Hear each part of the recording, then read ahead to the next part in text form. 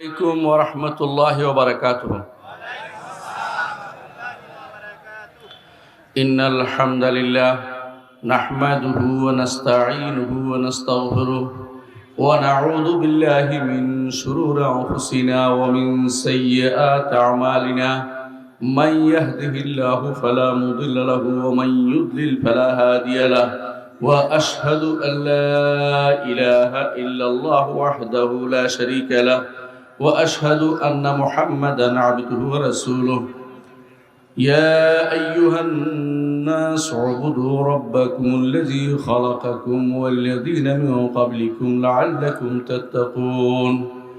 الذي جعل لكم الأرض فراشا والسماء بناء وأنزل لكم من السماء ماء فأخرج به من الثمرات رزقا لكم فلا تجعلوا لله أندادا وأنتم تعلمون. আলহামদুলিল্লাহ, কুলিহার সরকারি প্রাথমিক বিদ্যালয় মাঠ, মান্দা, নওগাঁ।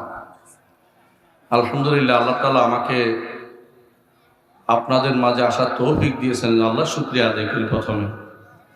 দ্বিতীয়ত, আপনারা যারা উপস্থিত হয়েছেন সবার কাছে আমি শুকরগুজার হচ্ছি যে আপনারা আসছেন। আমার এখনো বিশ্বাস হচ্ছে না যে আমি এতগুলি মানুষের সামনে বক্তব্য রাখতেছি। আলহামদুলিল্লাহ, এটা আসলে ভালোবাসা থেকে উৎসারিত বলে আমি মনে করি।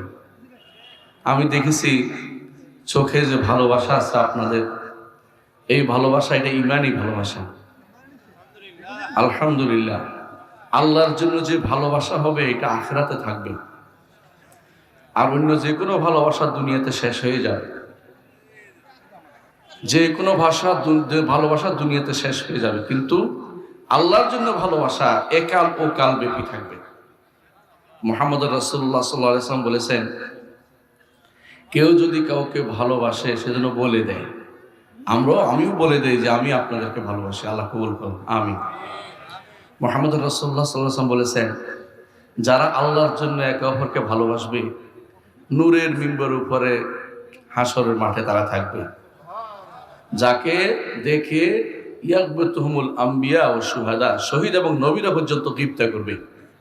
তাদেরও আনন্দ হবে যে এত ভালো জায়গায় ওরা অবস্থান করছে। আলহামদুলিল্লাহ। রাসূলুল্লাহ সাল্লাল্লাহু আলাইহি ওয়াসাল্লাম বলেছেন, আরেকটি হাদিস বলি। হাদিসে কুদসিতে আল্লাহ তাআলা বলেন, ওয়াজাবাত মাহাব্বাতি, আমার মহব্বত ওয়াজিব হয়ে গেছে, লিল মুতাহাব্বিনা ফিয়া, যারা আমার জন্য একে অপরকে ভালোবাসে। আল্লাহু আকবার। ওয়ালিল মুতাজালিসিনা ফিয়া, আমার জন্য একে অপরের কাছাকাছি বসছে। আলহামদুলিল্লাহ, দুটোই আমরা পাইছি, আলহামদুলিল্লাহ। ওয়ালিল মুতাজাওয়িরিনা ফিয়া, সাক্ষাৎ করে যারা একে অপরের আল্লাহর জন্য, তাদের জন্য আল্লাহর মহব্বত, আল্লাহ তাআলার ভালোবাসা ওয়াজিব হয়ে গেছে। আরেকটা হচ্ছে ওয়ালিল মুতাবাদিলিনা ফিয়া, আল্লাহর জন্য যারা খরচ করে আল্লাহর উদ্দেশ্যে, পরস্পর খরচ করে আল্লাহর ভালোবাসায়, এদের জন্য আল্লাহ তাআলার ভালোবাসা ওয়াজিব হয়ে যায়। আলহামদুলিল্লাহ, আমরা চারটা কথা বলেছি, চারটাও আপনাদের মধ্যে আছে আমি বিশ্বাস করি। আলহামদুলিল্লাহ, খরচ করে আসছেন, সময় ব্যয় করে আসছেন, বসছেন, অপেক্ষা করছেন, জিয়ারত হয়েছে, কথা শুনছেন, ভালোবাসছেন। আল্লাহ তাআলার ভালোবাসা ইনশাআল্লাহ আল্লাহ তাআলা ওয়াজিব করে দেবেন। আলহামদুলিল্লাহ। প্রিয় ভাইরা, এই যে বসাটা, এটা একটা নেয়ামত। আমি এটা দিয়ে শুরু করি। বসাটা একটা নেয়ামত। কত বড় নেয়ামত! মুহাম্মদ রাসূলুল্লাহ সাল্লাল্লাহু আলাইহি ওয়াসাল্লাম বলেছেন, দুনিয়ার বুকে কোথাও যখন জিকিরের মজলিস হয়, সেখানে ফেরেশতারা ডানা দিয়ে ঢেকে রাখেন। ফেরেশতারা ডানা দিয়ে ঢেকে রাখেন। আপনি দেখতে পাচ্ছেন, অবশ্যই বিশ্বাস করতে হবে। আর আল্লাহর পক্ষ থেকে সাকিনা নাজিল হয়, আল্লাহর পক্ষ থেকে রহমত আসে। আর আল্লাহ তার কাছে যারা আছে, আল্লাহর কাছে কিছু ফেরেশতা আছে কিনা? আছে। তাদের কাছে আপনাদের কথা আলোচনা করেন। সুবহানাল্লাহ, বিশাল সুবিধা। এই যে এখানে বসছি, আপনি সারা জীবন যদি আল্লাহর কথা আলোচনা করেন, আল্লাহ যদি আপনার কথা আলোচনা না করে, তাহলে কিন্তু আপনি সৌভাগ্যশালী হতে পারবেন না। সৌভাগ্যবান হতে হলে আল্লাহ এমন কিছু কাজ করতে হবে যেটা করলে আল্লাহ আমার কথা আলোচনা করবে। সেটা কি? ফাযকুরুনি আযকুরুকুম ওয়াশকুরুলি ওয়ালা তাকফুরুন, আমাকে স্মরণ করো, আমি তোমাদের স্মরণ করব। দুনিয়ার বুকে একবার আল্লাহকে স্মরণ করলে এমন একটি ইবাদত আছে যা একবার স্মরণ করলে আল্লাহ 10 বার আমাকে স্মরণ করেন। সুবহানাল্লাহ। সেটা কি? আমার নবী মুহাম্মদুর রাসূলুল্লাহ সাল্লাল্লাহু আলাইহি ওয়াসাল্লাম যদি একবার বলতে পারেন আল্লাহুম্মা সাল্লি আলা মুহাম্মদ, আল্লাহ আপনি মুহাম্মদের উপরে সালাত পেশ করেন। সালাত অর্থ কি জানেন কিনা আপনারা? এই সালাত অর্থ কি? আল্লাহ দোয়া করে, হইল না কথাটা? অর্থ করলে বুঝবেন তো হয় না, আপনি বুঝবেন, আমি বলবো না। আল্লাহর পক্ষ থেকে যখন সালাত হয় তখন হয় ফেরেশতাদের কাছে নবীর কথা আলোচনা করা, আপনার কথা আলোচনা করা। সুবহানাল্লাহ। আপনি যখন আমার নবীর উপরে দুরূদ পাঠাইছেন তো সালাত, আল্লাহ 10 বার আপনার জন্য, হাদিসে আছে, একবার যদি কেউ নবীর উপরে সালাত সালাম পেশ করে আল্লাহ 10 বার তার জন্য সালাত পেশ করেন। আপনার সালাত পেশ অর্থ কি এটা মনে রাখবেন। ইমাম বুখারী রাহমাতুল্লাহ আলাইহি তার কিতাব, তার সহিহ বুখারীর মধ্যে আনছে, ইমাম আবুল আলিয়া রুফাই ইবনে মেহরান রিয়াহি রাহমাহুল্লাহ তিনি বলছেন আল্লাহর পক্ষ থেকে সালাত হচ্ছে বান্দার কথা উপরে আলোচনা করা। আল্লাহু আকবার। মানে আপনি দুনিয়াতে আল্লাহুম্মা সাল্লি আলা মুহাম্মদ বলেন না সালাতের মধ্যে, তখনই আল্লাহ 10 বার আপনার কথা ফেরেশতাদের কাছে আলোচনা করেন। তাহলে একবার নয়, যদি আপনি আমার নবীর উপরে একবার দুরূদ পেশ করেন আল্লাহ 10 বার আপনার জন্য রহমত আলোচনা করেন সুন্দরভাবে আপনার কথা। শুধু দয়া, শুধু দোয়া তো আল্লাহর পক্ষ থেকে যেটা হবে এটা হলো সুন্দরভাবে আলোচনা, তার প্রশংসামূলক আলোচনা করেন। আপনি নবীর উপরে সালাত পেশ করেছেন, আল্লাহ সেটাকে আপনার উপর ফেরত দিচ্ছেন উত্তম আলোচনার মাধ্যমে। আলাইহি বিআশরা 10 বার, এটা আপনারা যখন খুতবাতে এটা শুনে থাকেন, এর অর্থ হচ্ছে আমরা যেখানে বসেছি এটা জিকিরের মজলিস। কোনো সন্দেহ আছে? আমাদের সমাজে অনেক সময় জিকিরের বহু কি হয়েছে, প্রকরণ হয়ে গেছে। কেউ কেউ জিকির করতে করতে প্যান্ডেলে উঠে যায়, দেখছেন না? কেউ কেউ জিকির লাফাইতে লাফাইতে পড়ে যায়, কেউ কেউ জিকির করতে হুজুর উপর দিয়ে এসে পড়তেছে। এগুলিও জিকির আমরা দেখি। এগুলি আমার নবীর শিখানো জিকির না, এগুলি সাহাবায়ে কেরাম করেন নাই, এগুলি ইমামরা করেন নাই। আবু হানিফা রাহমাতুল্লাহ এই জাতীয় জিকির করেন নাই, মালিকও এই জাতীয় জিকির করেন নাই, শাফিঈও করেন নাই, আহমদ ইবনে হাম্বল করেন নাই, বুখারী করেন নাই, মুসলিম করেন নাই। ইমামরা কোনোদিন এই জাতীয় জিকির করেন নাই। তারা কোন জিকির করেছে? মাজালিসুল হালাল ওয়াল হারাম। ইমাম যাদের সাহাবীদের কথা দিয়ে বলতেছি, সাহাবীদের মধ্যে আলাম বেশি জানতেন হালাল হারাম সম্পর্কে, সাহাবীদের বেশি মুআয ইবনে জাবাল রাদিয়াল্লাহু আনহু, তিনি বলতেছেন যে জিকিরের মজলিস বুঝাচ্ছে যেখানে হালাল হারামের আলোচনা হয়, যেখানে ঈমানের আলোচনা হয়, যেখানে তাওহীদের আলোচনা হয়, যেখানে শরিয়ার আলোচনা হয়, সেটা হচ্ছে মাজালিসুল জিকির, জিকিরের মজলিস। কথা কি বুঝতে পারছি? এরপর থেকে যদি কেউ আপনাকে বলে আসেন ভাই জিকির, হালকা জিকির করি, আপনি বলবেন যে হালকা জিকির আমরা চিনি। হালকা জিকির কোনটা? হালকা জিকির হচ্ছে আল্লাহর কথা আলোচনা, রাসূলের কথা আলোচনা, কোরআনের কথা আলোচনা, দ্বীনের কথা আলোচনা, শরীয়তের কথা আলোচনা, আকীদার কথা আলোচনা, তাওহীদের আলোচনা। এটা হচ্ছে হালকা, হালাকাত জিকির। হালকা অর্থ হচ্ছে এইভাবে বসছেন তো, এটা নাম হালকা। হালকা অর্থ লাফাইয়ে লাফাইয়ে পড়া নয়। লাফাইয়ে কত রকমের জিকির যে বের হয়েছে, আপনাদের এলাকা ভালো এলাকা, এই জন্য হয়তো জানেন না অনেক রকমের জিকির। কেউ জিকির করে কিরকম জানেন তো? ইল্লাল্লাহ অর্ধেক, অথবা শুধু ইল্লাল্লাহ ইল্লাল্লাহ ইল্লাল্লাহ ইল্লাল্লাহ ইল্লাল্লাহ। অর্থ কি জানেন তো? কিচ্ছু না, আল্লাহ ছাড়া কিছু, আল্লাহ নাই, আল্লাহ ছাড়া, আল্লাহ ছাড়া, আল্লাহ ছাড়া, আল্লাহ ছাড়া। কোনো কথা হয়েছে? অর্থপূর্ণ কথা হয়নি, অর্থপূর্ণ কথা হয়নি। কথা বুঝেন কিনা? আমার নবী এই জাতীয় জিকির শিক্ষা দেন নাই। আপনাদের কাছে হিসনুল মুসলিম আছে, আমার অনুবাদ করা দেখবেন। হিসনুল মুসলিম পড়লে বুঝতে পারবেন যে আমার নবী যত জিকির দিয়েছেন তার মধ্যে মৌলিক জিকির হচ্ছে 5টা। সুবহানাল্লাহ, আলহামদুলিল্লাহ, লা ইলাহা ইল্লাল্লাহ, আল্লাহু আকবার, সুবহানাল্লাহ, আলহামদুলিল্লাহ, আল্লাহু আকবার, লা ইলাহা ইল্লাল্লাহ, লা হাওলা ওয়ালা কুওয়াতা ইল্লা বিল্লাহ। এই 5টা জিকির দেওয়ার পরে রাসূল ইস্তিগফারের কথা বলেছেন, আর রাসূল সালাত ও সালামের কথা বলেছেন। এই 6টা 7টা জিনিস যদি আপনি নিজে ধারণ করতে পারেন, সমস্ত জিকিরের মধ্যে এগুলি পাবেন। আপনি সমস্ত জিকিরের মধ্যে এগুলি পাবেন। মুহাম্মদ রাসূলুল্লাহ সাল্লাল্লাহু আলাইহি ওয়াসাল্লাম আমাদেরকে বলেছেন আরাফার মাঠ সবচেয়ে এমন জায়গা যেখানে আল্লাহ তাআলা সেদিন বিকালে নিকটতম আসমানে নেমে আসেন। সহিহ হাদিস দ্বারা প্রমাণিত। আল্লাহ কোথায় নামেন? আরাফার মাঠ নিকটতম আসমানে, দুনিয়ার ভিতরে না। সে নেমে এসে তিনি বলতে থাকেন, আমার বান্দারা কি চায়, আমার বান্দারা কি চায়, এদেরকে আমি ক্ষমা করে দিলাম। আল্লাহ, এই যে আল্লাহ তাআলা বলেন, ওই সময় আমাদের কোন জিকিরটা আমরা করি জানেন? লা ইলাহা ইল্লাল্লাহু ওয়াহদাহু লা শারীকা লাহু লাহুল মুলকু ওয়া লাহুল হামদু ওয়া হুয়া আলা কুল্লি শাইইন কাদির। এত গুরুত্বপূর্ণ জিকির যে সকালে 10 বার করি, বিকেলে 10 বার করি না? কখনো যারা পারেন 100 বারও করেন। আল্লাহর কাছে এর চেয়ে উত্তম জিকির আর কিছু হইতেই পারে না। সবচেয়ে উত্তম জিকির হচ্ছে এটা, কমপ্লিটলি লা ইলাহা ইল্লাল্লাহু ওয়াহদাহু লা শারীকা লাহু লাহুল মুলকু ওয়া লাহুল হামদু ওয়া আলা কুল্লি শাইইন কাদির। কেন উত্তম জিকির হলো, আজকে শুধু এটাই আমি আলোচনা করব ইনশাআল্লাহ। আল্লাহ তাআলা দুনিয়ার বুকে নবী পাঠিয়েছেন এই লা ইলাহা ইল্লাল্লাহ প্রতিষ্ঠা করার জন্য। দুনিয়ার বুকে আমাদের সৃষ্টি করে পাঠিয়েছেন লা ইলাহা ইল্লাল্লাহ প্রতিষ্ঠা করার জন্য।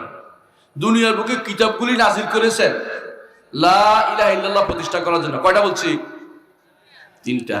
অর্থাৎ আমাদের সৃষ্টির উদ্দেশ্য হচ্ছে লা ইলাহা ইল্লাল্লাহ প্রতিষ্ঠা করা। ওমা খালাকতুল জিন্না ওয়াল ইনসা ইল্লা লিয়াবুদুন, মানুষ এবং জিনকে শুধুমাত্র আমার ইবাদতের জন্য সৃষ্টি করেছি। এই শুধুমাত্র এটাই হচ্ছে লা ইলাহা ইল্লাল্লাহ। বুঝছেন তো? শুধুমাত্র একমাত্র আল্লাহর ইবাদত হবে, জন্য আল্লাহ আমাদেরকে সৃষ্টি করেছেন দুনিয়াতে, আর কোনো কারণ নাই। আমরা যারা আল্লাহর ইবাদত করে যেতে পারবো, আবার জান্নাতে যেতে পারবো। যেই জান্নাতে থাকার কারণে, যেই জান্নাত থাকার আনন্দ ছিল, এবং 3 জিনিসের গ্যারান্টি দিয়েছিল। 3 জিনিস বুঝেন কিনা? দুনিয়ার যত শাসকরা গ্যারান্টি 3টা চায়, আমরা 3টা জিনিস দেব। এটা কি? ভাত, কাপড়, বাসস্থান। বলে না? ভাত, কাপড়, বাসস্থানের গ্যারান্টি দেওয়ার জন্য আপনাদের কাছে ভোট চায়, এটা করে ওইটা করে না? সবাই এটা করে, কিন্তু দুনিয়ার বুকে কেউ সবাই এটা দিতে পারবে না। কিন্তু আমার আল্লাহ জান্নাতে এটার গ্যারান্টি দিয়েছিলেন। যখন আদমকে দিয়েছিলেন তখন তিনি বলেছিলেন, ইন্নাকা লা তাজমাউ ফি ওয়া লা তাদহা, এখানে এমন এক জায়গা আপনি কোনো খুদ পিপাসা পাবে না, এখানে কোনো আপনার ঘরের অভাব হবে না, এখানে কাপড়ের অভাব হবে না, আপনি কোনো উলঙ্গ হবেন না, ওয়ালা তার আপনি উলঙ্গ হবেন না। ভাত, কাপড়, বাসস্থান যত গ্যারান্টি আল্লাহ তাআলা দিয়েছেন, জান্নাতে শুধুমাত্র সেটা ছিল। দুনিয়াতে আসার জন্য আল্লাহ তাআলা ব্যবস্থাপনা করে দিয়েছেন। আমাদের আদম, আমাদের বাবা, তিনি একটা পদস্খলন হয়েছে, তার সামান্য ভুল হয়েছিল। ওই ভুলের কারণে আমরা দুনিয়াতে আসছি। আবার বলেও দিয়েছেন, ইম্মা ইয়াতিয়ান্নাকুম মিন্নি হুদান ফামান তাবিআ হুদায়া ফালা খাউফুন আলাইহিম ওয়া লা হুম ইয়াহজানুন। তোমাদের কাছে এই দুনিয়াতে পাঠাচ্ছি, তবে হেদায়েত যাবে। হেদায়েত কি? কোরআন। হেদায়েতের বাহক কে? নবী। হেদায়েতের বাণী কি? লা ইলাহা ইল্লাল্লাহু ওয়াহদাহু লা শারীকা লাহু লাহুল মুলকু ওয়া লাহুল হামদু ওয়া হুয়া আলা কুল্লি শাইইন কাদির। এইটা নিয়ে নবীরা আসছে, সমস্ত নবীরা। কোরআন আসছে, বাণী আল্লাহ সমস্ত কিতাব এটা নিয়ে আসছে। কিতাবগুলি সবই আল্লাহর বাণী। তাওরাত, জাবুর, ইনজিল সবই আল্লাহর বাণী, আল্লাহর কথা। ওইগুলি মানসুখ হয়ে গেছে, রহিত হয়ে গেছে, কিন্তু কোরআন রয়ে গেছে, কিয়ামত পর্যন্ত থাকবে। যখন আল্লাহ ইচ্ছা করবেন তখন কোরআন আল্লাহ উঠিয়ে নেবেন, এর আগ পর্যন্ত কোরআন থাকবে। এটা সমস্ত কিছুর মূল উদ্দেশ্য হচ্ছে একমাত্র আল্লাহর ইবাদত করা, একমাত্র আল্লাহর ইবাদত করা। দেখুন, আপনি যখন সূরা ফাতিহা পড়েন, তার প্রশংসা করে কি বলেন? আলহামদুলিল্লাহি রাব্বিল আলামিন। সমস্ত হামদ কার জন্য? আল্লাহর জন্য। তিনি সমস্ত ইউনিভার্সের তিনি রব। আর রহমানির রহিম, তিনি রহমান রহিম। মালিকি ইয়াউমিদ্দিন। এতক্ষণ বলে তাকে কি করছি? আমরা একটু স্তুতি গাইছি, তাকে একটু প্রশংসা করছি। এরপর হচ্ছে আল্লাহ, আপনি হচ্ছে কিয়ামতের দিনের মালিক। প্রিয় ভাইরা, সবচেয়ে কঠিন জায়গা হচ্ছে এটা। কিয়ামতের দিন আপনাকে আমাকে সবাই আল্লাহর সামনে উপস্থিত হতে হবে, কেউ পালাইতে পারবো না। সেদিন এই যে ঘোষণা দিচ্ছি আপনি মালিক, এটা কিন্তু তাওহীদের একটা অংশ। মালিক হচ্ছেন আল্লাহ, এটা তাওহীদের একটা অংশ, পুরো তাওহীদ না। মালিকি ইয়াউমিদ্দিন। সেদিন কে নাজাত পাবে? যে ব্যক্তি একমাত্র আল্লাহর ইবাদত করে। এই জন্য সঙ্গে সঙ্গে বলছি, ইয়্যাকা না'বুদু ওয়া ইয়্যাকা নাস্তাঈন। আপনার ইবাদত করি, হাসরের দিন আমাকে অপমান করেন না। ওয়ালা তুখজিনি ইয়াওমা ইউবআসুন। যেদিন সবাইকে পুনরুত্থিত করা হবে সেদিন আমাকে আল্লাহ অপমান করবেন না। রব্বানা ইন্নাকা মান তুদখিলিন নার ফাকাদ আখযাইতা, আল্লাহ যাকে জাহান্নামে প্রবেশ করিয়েছেন তাকে তো আপনি অপমান করিয়েছেন। জাহান্নামের প্রবেশের মতো অপমান আর কোনো কিছু নেই, সবচেয়ে বড় অপমান এটা। এই জন্য যে ব্যক্তি সালাতের মধ্যে চিন্তা করে এটা যে আমি তো আল্লাহর প্রশংসা করছি, প্রথম 3 কথা বলি আলহামদুলিল্লাহ রাব্বিল আলামিন আর রহমানির রহিম মালিক ইয়াউমিদ্দিন, 3টেই প্রশংসা। তারপর বলতেছি মালিক ইয়াউমিদ্দিন, হ্যাঁ এটা কিয়ামতের দিনের মালিক, আমার রব্বুল আলামিনের মালিক।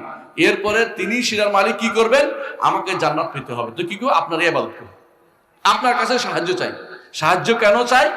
ইবাদত করতে কিন্তু আমি পারতাম না আপনি যদি সাহায্য না করেন। ফজরের সালাতে উঠতে পারবেন না আল্লাহ যদি সাহায্য না করেন। শত চেষ্টা করলে যে মাথা ব্যথা আরম্ভ হয়েছে, পা ব্যথা আরম্ভ হয়েছে, অথবা কোনো একটা সমস্যা তৈরি হচ্ছে, আল্লাহর সাহায্য লাগবেই আল্লাহর ইবাদত করতে হলে। এই জন্য ইয়াকা না'বুদু ওয়া ইয়াকা নাস্তাঈন ইহদিনাস সিরাতাল মুস্তাকিম, আল্লাহ আপনার ইবাদত করি, আপনার কাছে সাহায্য চাই। তবে দুনিয়ায় চলতে হলে আমাকে সিরাতে মুস্তাকিমের উপর চলতে হবে। আপনি আমাকে দেখিয়ে দেন, আমি নিজে খুঁজে পাবো না, দয়া করে আপনি দিয়ে দেন আমাকে সিরাতে মুস্তাকিম, যেই পথে চললে আমি জান্নাতে যেতে পারবো সে পথটা আমাকে দেখিয়ে দেন। সিরাতাল্লাযীনা আন'আমতা আলাইহিম, ওই পথটি দিন যেই পথে আপনি নিয়ামত দিয়েছেন। আর নিয়ামত দিয়েছেন কোথায়, আল্লাহ অন্যত্র বলে দিয়েছেন উলাইকাল্লাযীনা আন'আমাল্লাহু আলাইহিম মিনান নাবিয়্যিন ওয়াস সিদ্দীকিন ওয়াস শুহাদা ওয়াস সালিহিন। এই 4 শ্রেণীর উপরে আল্লাহ নিয়ামত দিয়েছে দুনিয়াতে।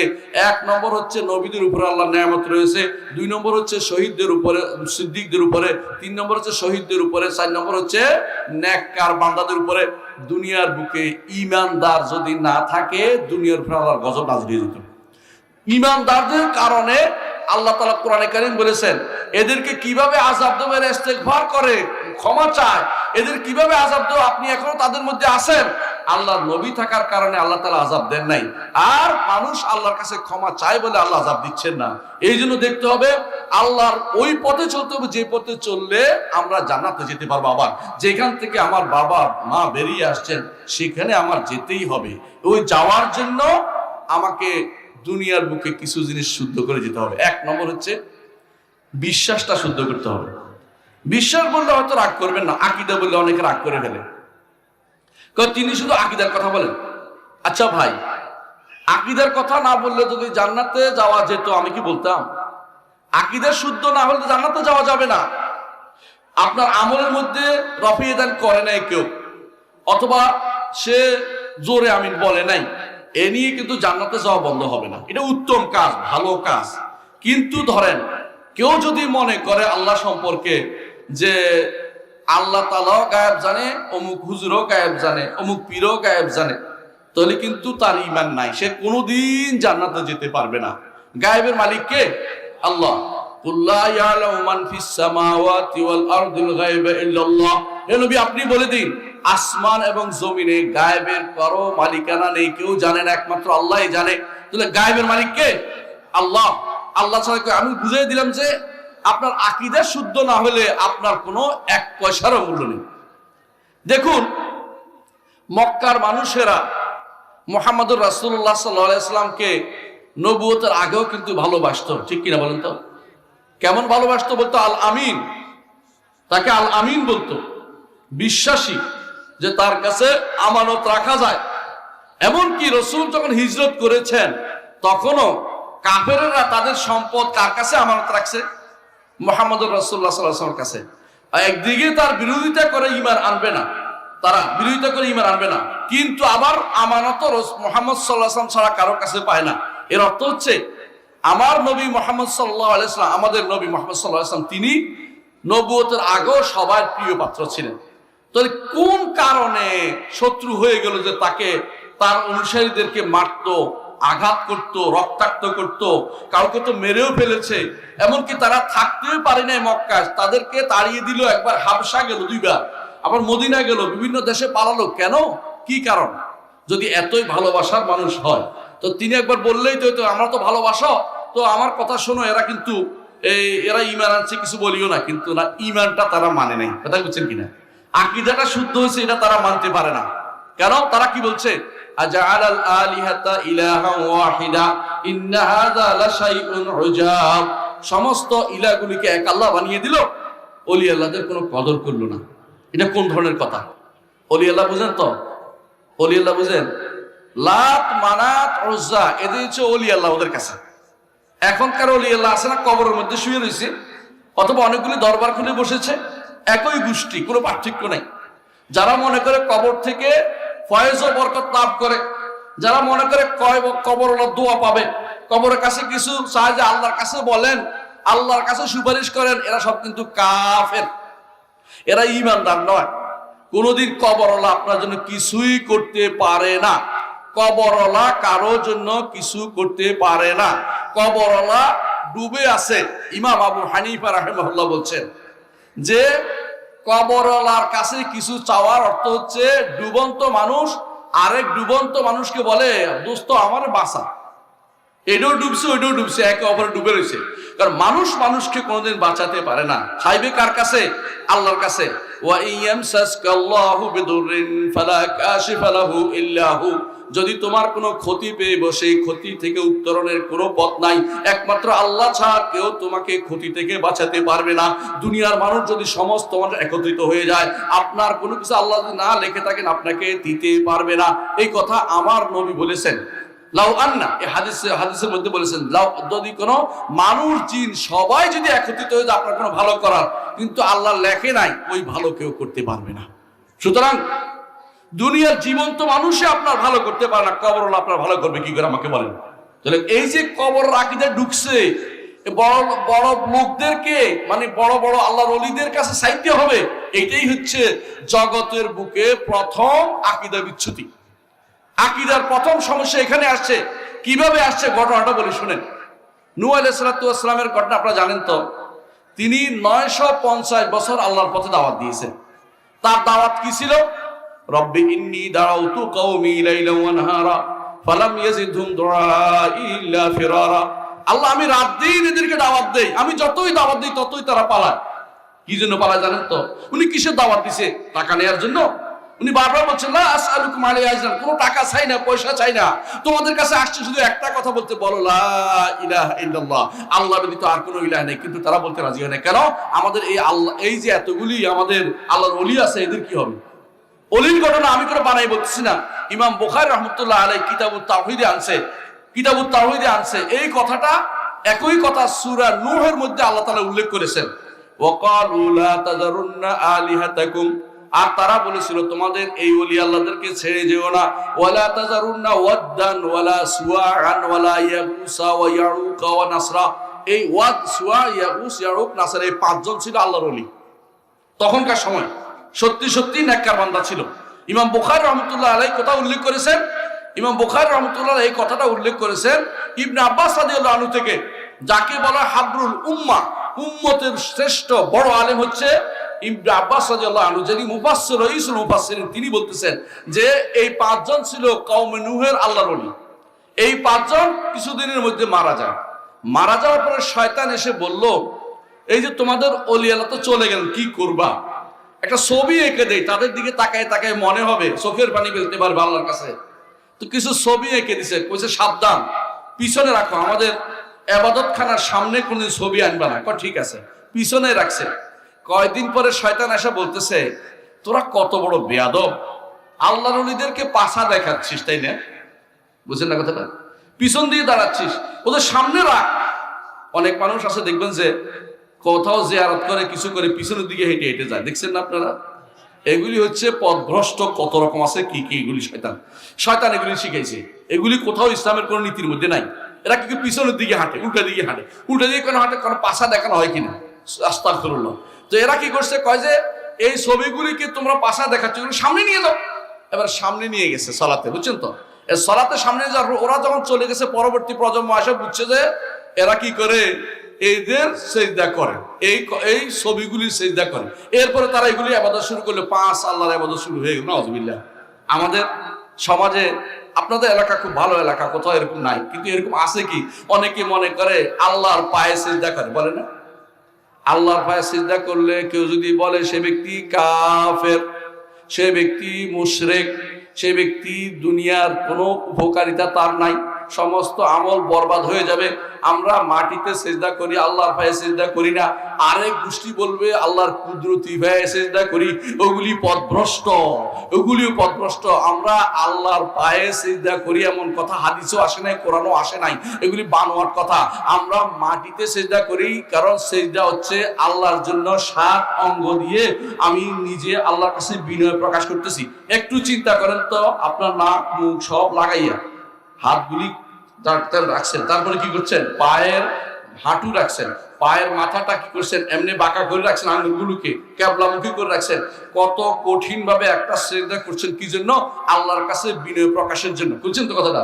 এটা হচ্ছে আল্লাহ এইভাবে সিজদা করতে আমার নবী বলে দিয়েছেন। আমার নবী একবারও বলেন নাই যে আল্লাহর পায়ে সিজদা করে, এই কথা আমার নবী বলে দেন নাই। সুতরাং এই বেটারা কোত্থেকে এই কথা নিয়ে আসছে? কারণ তারা মনে করে আল্লাহ সর্বত্র বিরাজমান। যে কেউ মনে করবে আল্লাহ সর্বত্র বিরাজমান, সেই ব্যক্তি কাফের, সেই ব্যক্তি কাফের, মুশরিক, সেই ব্যক্তি ঈমান হারা হয়ে কবরে যাবে।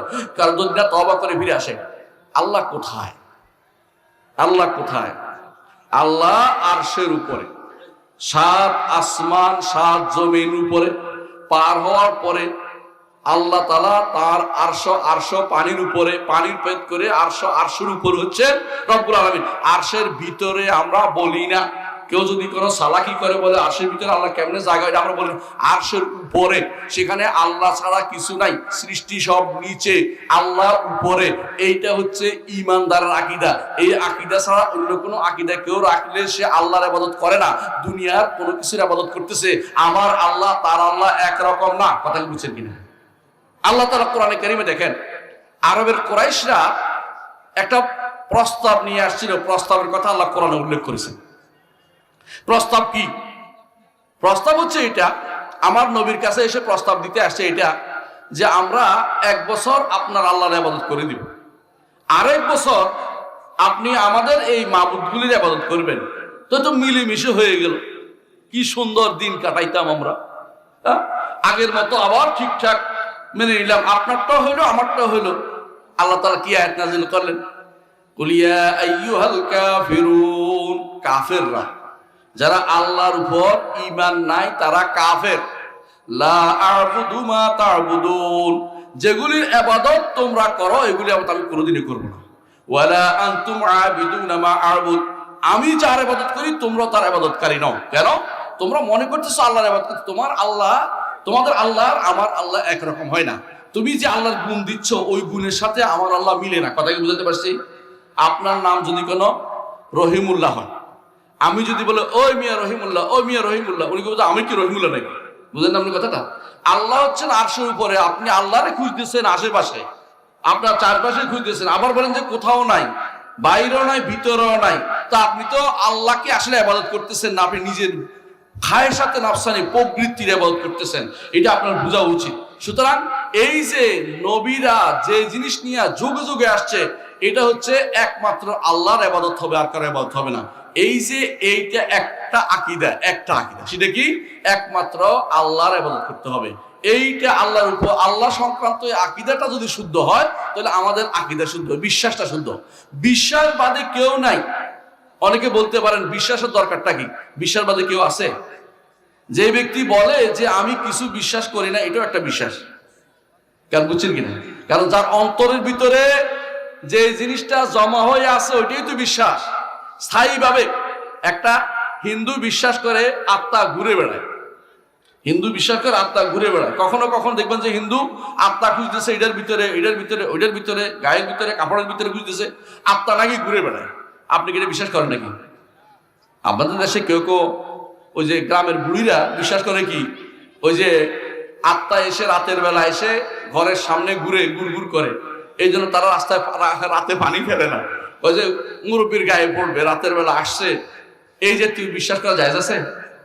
এই যে গুনাহ হারাম, এই যে তুই গুনাহ হারাম, আত্মা ঘুরে বেড়ায় না, এই তো আকীদা বিশ্বাস না, এটা মিথ্যা আকীদা। কত রকমের আকীদাতে প্রচলিত আছে আপনি জানেন তো মানুষের ভিতরে। আকীদা বিশ্বাসের বাদে কোনো মানুষ নাই। যদি পাগল হয় তাহলে একটা কথা আছে, পাগলের কোনো বিশ্বাস নাই। আর ছোট বাচ্চা আছে, ওর কোনো বিশ্বাস নাই। কিন্তু বিবেকবান মানুষের বড় সম্পদ হচ্ছে আকীদা। আকীদা ছাড়া কেউ নাই। তাহলে আকীদা সবারই আছে। এখন প্রশ্ন হচ্ছে যে যা আকীদা বিশ্বাস করে তাই চলবে, তাই চলবে? তাহলে নবী পাঠালেন কেন? কিতাব পাঠালেন কেন? কেন কিতাব পাঠালেন? মুহাম্মদুর রাসূলুল্লাহ সাল্লাল্লাহু আলাইহি ওয়াসাল্লাম মক্কাতে 10 বছর শুধু আকীদার দাওয়াত দিয়েছেন। সালাত ফরজ হয় নাই, যাকাত ফরজ হয় নাই, সাওম ফরজ হয় নাই, হজ ফরজ হয় নাই, শুধু আকীদার দাওয়াত দিয়েছে। আর কোনো দাওয়াত ছিল না, শুধু আকীদার দাওয়াত দিয়েছে মুহাম্মদুর রাসূলুল্লাহ প্রথম 10 বছর। আকীদার এত গুরুত্ব হওয়ার কারণে রাসূল, যদি সবার আকীদায় শুদ্ধ হয় তাহলে রাসূল কেন 10 বছর দাওয়াত দিলেন? আমাদের বোঝা দরকার আছে, আছে কিনা বলেন? সবার আকীদা শুদ্ধ না। আকীদা শুদ্ধ হতে হলে আপনাকে আল্লাহ যে আকীদার কথা কোরআনে বলছে, আল্লাহ যে বিশ্বাসের কথা কোরআনে বলছে, নবী যে বিশ্বাসের কথা কোরআনে বলছে, এর মধ্যে আপনাকে আসতে হবে, নইলে যায় আপনার আকীদা শুদ্ধ হবে না। আর এইটা যদি কোনো ঠিক রাখতে হয়, যে আমার আকীদা ঠিক রাখবো, তাহলে অবশ্যই আপনাকে সাহাবায়ে কেরামের মত অনুসারে চলতে হবে। কারণ তারা আকীদা ঠিক করে জান্নাতের সার্টিফিকেট পাইছে।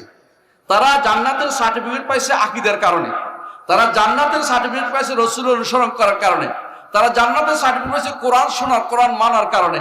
আপনি যদি কোনো তাদের মতো মানেন তাহলে জান্নাতে যাবেন। আল্লাহ কোরআনে বলে দিয়েছেন, ফা ইন আমানু বিমিসলি মা আমানতুম বিহি ফাকাদ ইহতাদাও। যদি তারা ঈমান আনে, তোমরা যেরকম ঈমান আনছো, তাহলে হেদায়েত প্রাপ্ত হবে এরা। তাহলে আপনার হেদায়েত প্রাপ্ত হলে কার মতো হইতে হবে? কার মতো হইতে হবে?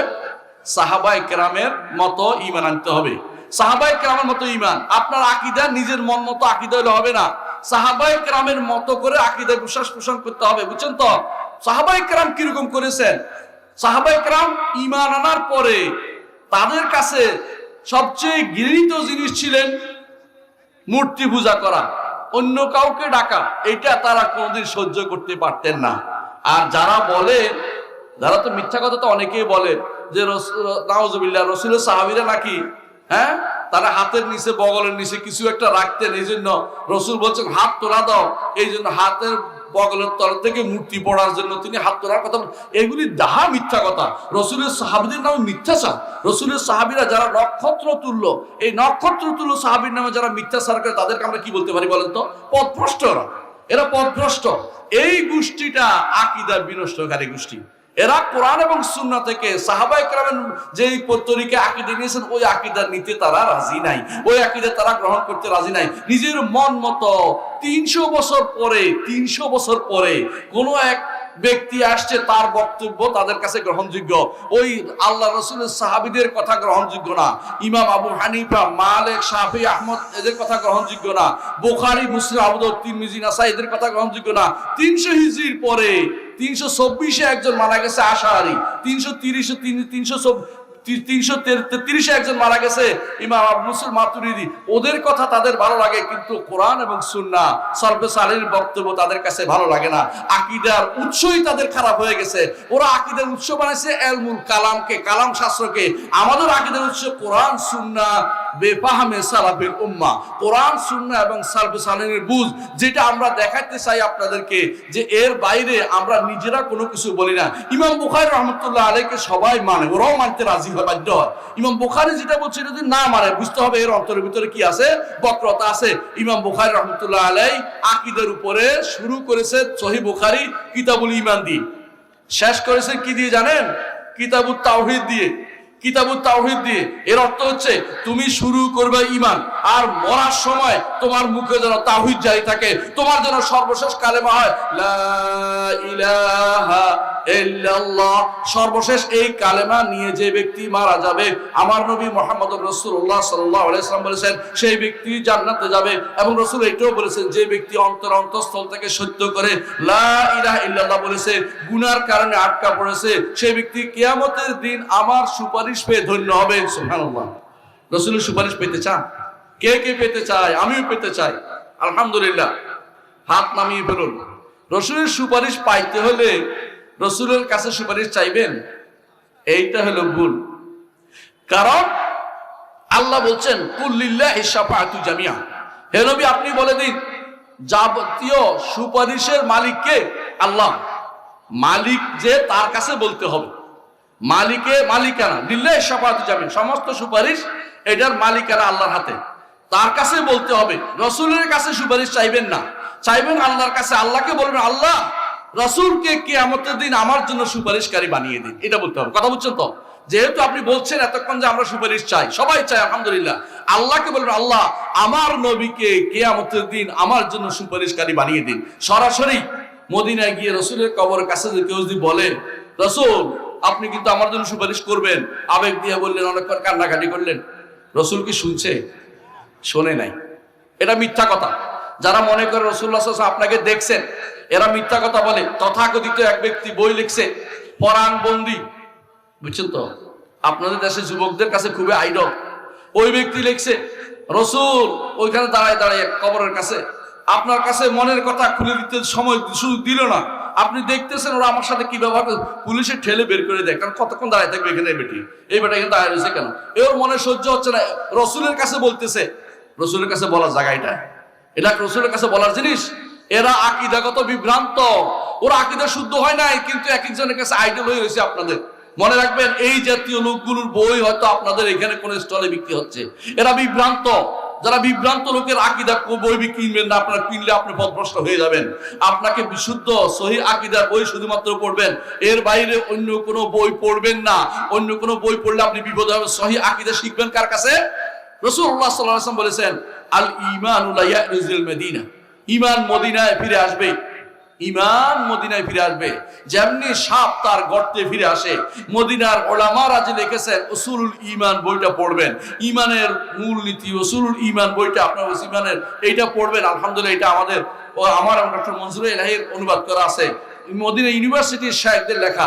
আপনি এটা পড়বেন। আর কি পড়বেন? আমার একটা বই আছে একটু বড়, রহমান আরশের উপরে উঠেছে, এটা পড়বেন। কারণ এগুলি পড়লে আপনার আকীদা শুদ্ধ হবে। কিন্তু আকীদা কাকে বলে এটা জানতে হবে। আকীদা হচ্ছে অন্তরের দৃঢ়ভাবে যেটা ধারণ করেন সেটা। এটা শুদ্ধ হতে পারে, অশুদ্ধ হতে পারে। যদি কোরআন সুন্নাহ এবং সালফে সালেহর বক্তব্য দিয়ে নেন তাহলে এটা হচ্ছে আকীদা শুদ্ধ। আর যদি কোনো কালাম শাস্ত্রবিদদের বক্তব্য দিয়ে নেন তাহলে আপনার আকীদা অশুদ্ধ। আমার নবী বলেছেন আমার উম্মত 72 ভাগে বিভক্ত হবে। কয় ভাগ বলছে? 73 ভাগ। আমার একটা ভুল হয়েছে। আমার উম্মত 73 ভাগে বিভক্ত হবে। তার মধ্যে একটি ভাগ ব্যতীত বাকি 72 ভাগ জাহান্নামে যাবে। এরা কারা? ঈমানদার বলে না, ঈমান দাবি করে। ঈমানের দাবিদার লোকেরাই 73 ভাগে বিভক্ত হবে। ঈমানের দাবিদার লোকেরাই 73 ভাগে বিভক্ত হবে। তিরমিজির হাদিস, সহিহ হাদিস। এদের মধ্যে একদল ছাড়া বাকি 72 ভাগ জাহান্নামে যাবে। 72 ভাগ জাহান্নামে যাবে। কেন যাবে? এরা আকীদা শুদ্ধ করতে পারে নাই। কথা বুঝেন? আপনার আমলে কোনো ভুল থাকলে জাহান্নামে যাওয়ার কথা, মানে জাহান্নামে যাওয়ার ওয়াইদ আসছে, কিন্তু বাধ্যতামূলক না, আল্লাহ ক্ষমা করে দিবেন। কিন্তু যেই ব্যক্তি যারা নতুন নতুন পথ আবিষ্কার করছে আকীদার, তাদের জাহান্নামে যাইতেই হবে। জাহান্নামে যাওয়ার কথা আমার নবী বলেছেন, কিন্তু জাহান্নামে চিরস্থায়ী আমি বলছি না, কিন্তু জাহান্নামে যাবে যাদের আকীদা একেবারে নষ্ট হয়ে গেছে, তারা চিরস্থায়ী জাহান্নামী। আর যাদের আকীদার মধ্যে বিভ্রান্তি আসছে, ভুল পথে চলেছে, তারা অস্থায়ী জাহান্নামী হবে, এর বাইরে কিছু নয়। এর অর্থ হচ্ছে যে ব্যক্তি আকীদা শুদ্ধ হবে না তার পরিণাম কোনোদিন ভালো হইতে পারে না। কথা ঠিক আছে? বুঝে আসছে কথাটা? এখন আকীদা কার শুদ্ধ নাই? যারা তাকদীরের মাসলায় ভুল করে তাদের আকীদা শুদ্ধ নাই, এদেরকে বলা হয় কাদারি। যারা আরেক গোষ্ঠী আছে মনে করে আমাদের কিছু করার নাই, এরাও জাবারি, এরাও আকীদা শুদ্ধ নাই। শিয়াদের আকীদা শুদ্ধ নাই, শিয়াদের আকীদা শুদ্ধ নাই, খেয়াল করেন। তারপরে খারিজিদের আকীদা শুদ্ধ নাই, খারিজিদের আকীদা শুদ্ধ নাই। মুরজিয়াদের আকীদা শুদ্ধ নাই, মুতাজিলাদের আকীদা শুদ্ধ নাই, জাহমিয়াদের আকীদা নাই, শুধু জাহমিয়ারা কাফের, কোনো সন্দেহ নাই। যারা আল্লাহকে সর্বত্র বিরাজমান বলে এরা জাহামি, এরা কাফের। এরা সালফে সালেহিনের উপরে বই লিখেছে, একটা দুইটা নয়, ডজন খানেক বই লিখেছে যে এরা কাফের। ইমাম বুখারী রাহমাতুল্লাহ আলাইহি তার একটা কিতাব আছে খালকু আফআইল ইবাদ, তার মধ্যে উল্লেখ করেছেন। ইমাম বুখারীর কিতাবটা পড়লে আপনি বুঝবেন আকীদা শুদ্ধ কাকে বলে। ইমাম বুখারীর আকীদাটাই আপনি নেন না, তাহলে যদি কোনো আমাদেরটা যদি কোনো বলেন যে আমরা ডলার খাই বলতেছি তাহলে আলাদা কথা। ইমাম বুখারী কিন্তু ডলার পায় নাই, বরং ইমাম বুখারী রাহমাতুল্লাহ আলাইহি তার সময়ে যারা ছিল তারা নিগৃহীত ছিলেন। তিনি ভালো করে ঘরে মরতে পারেন নাই, তাকে তার দেশ থেকে বের করে দিয়েছে। বড় হানাফি বড় একজন কি ছিল, শাসক ছিল, যে কেন আমার ছেলেকে ঘরে এসে পড়াবে না, তার থাকতে পারবে না, তিনি ঘর থেকে বেরিয়ে চলে গেছেন, যাওয়ার সময় পথের মধ্যে মরে গেছেন। তিনি হচ্ছে ইমাম বুখারী রাহমাতুল্লাহ আলাইহি। ইমাম বুখারী সহিহ আকীদাতে লিখে গেছে, কারো পক্ষে বিপক্ষের জন্য নয়, বিশুদ্ধ আকীদা লিখে গেছে আল্লাহকে ভয় করে, আল্লাহর দ্বীনকে সহযোগিতা করার জন্য, আল্লাহর দ্বীনের জন্য। আল্লাহ এবং আল্লাহ রাসূল যেটা বলেছেন যে আল্লাহর জন্য একটা বাণী হলো প্রচার করে, সেই জন্য তারা লিখে গেছেন। তাদের আকীদাটা হচ্ছে বিশুদ্ধ আকীদা। এই বিশুদ্ধ আকীদা আমাদের ধারণ করতে হবে। বিশুদ্ধ আকীদা যদি না হয়, আপনি হয়ে যাবেন আশআরী, আপনি হয়ে যাবেন মাতুরিদি। এরা আকীদায় পথভ্রষ্ট। তবে এদের দুইজনকে আমি কাফের বলি নাই। পথভ্রষ্ট বুঝছেন তো? কাফের বললে কোনোদিনই জান্নাত জাহান্নাম থেকে বের হইতে পারবে না। আর পথভ্রষ্ট হচ্ছে জাহান্নামে যাবে, জাহান্নামে যাবে। আমার নবী বলেছেন যে এই আকীদা পোষণকারীরা জাহান্নামে যাবে। তারপরে কোনোদিন যদি কোনো আল্লাহ তাআলা তাদেরকে বের করেন, সেটা ভিন্ন কথা। এই 72 ফেরকায় কেউ যেতে পারবেন না। সবাই যেন ওই 1 নম্বর ফেরকা হন, 1 নম্বর দলের লোক হন, 1 নম্বর গোষ্ঠী হন। তাদেরকে বলা হয় আহলুস সুন্নাতি ওয়াল জামাআহ। আহলুস সুন্নাহ নাম রাখলেও হবে না। আমাদের চট্টগ্রামের কিছু ভাই আছে, ওরা কি করে, নিজেদের কবর পূজা করে আর আহলুস সুন্নাহ ওয়াল জামাআহ নাম দিয়ে ফেলছে। ভাই, নাম দেওয়ার জিনিস নয়। আহলুস সুন্নাহ ওয়াল জামাআহ হচ্ছে যারা রাসূলের পুঙ্খানুপুঙ্খ অনুসরণ করে, বেদাত করে না।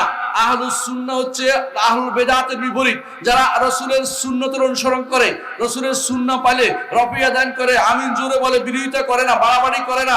এরা আহলুস সুন্নাহ ওয়াল জামাআহ। এমনকি না করলেও তারা মনে করে যে সুন্নতের উপর আমল করতে হবে, এতটুকু বিশ্বাস তারা আছে, তারা আহলুস সুন্নাহ ওয়াল জামাআহ। তাদের মধ্যে তারা কোনোদিন সুন্নতের ব্যাপারে বিদ্বেষ পোষণ করে না। ওয়াল জামাআহ কারা? জামাআহ হচ্ছে যারা সাহাবায়ে কেরামের পদাঙ্ক অনুসরণ করে চলে। আহলুস সুন্নাহ ওয়াল জামাআহ অর্থ হচ্ছে আহলুর রাসূল ও আহলুস সাহাবা।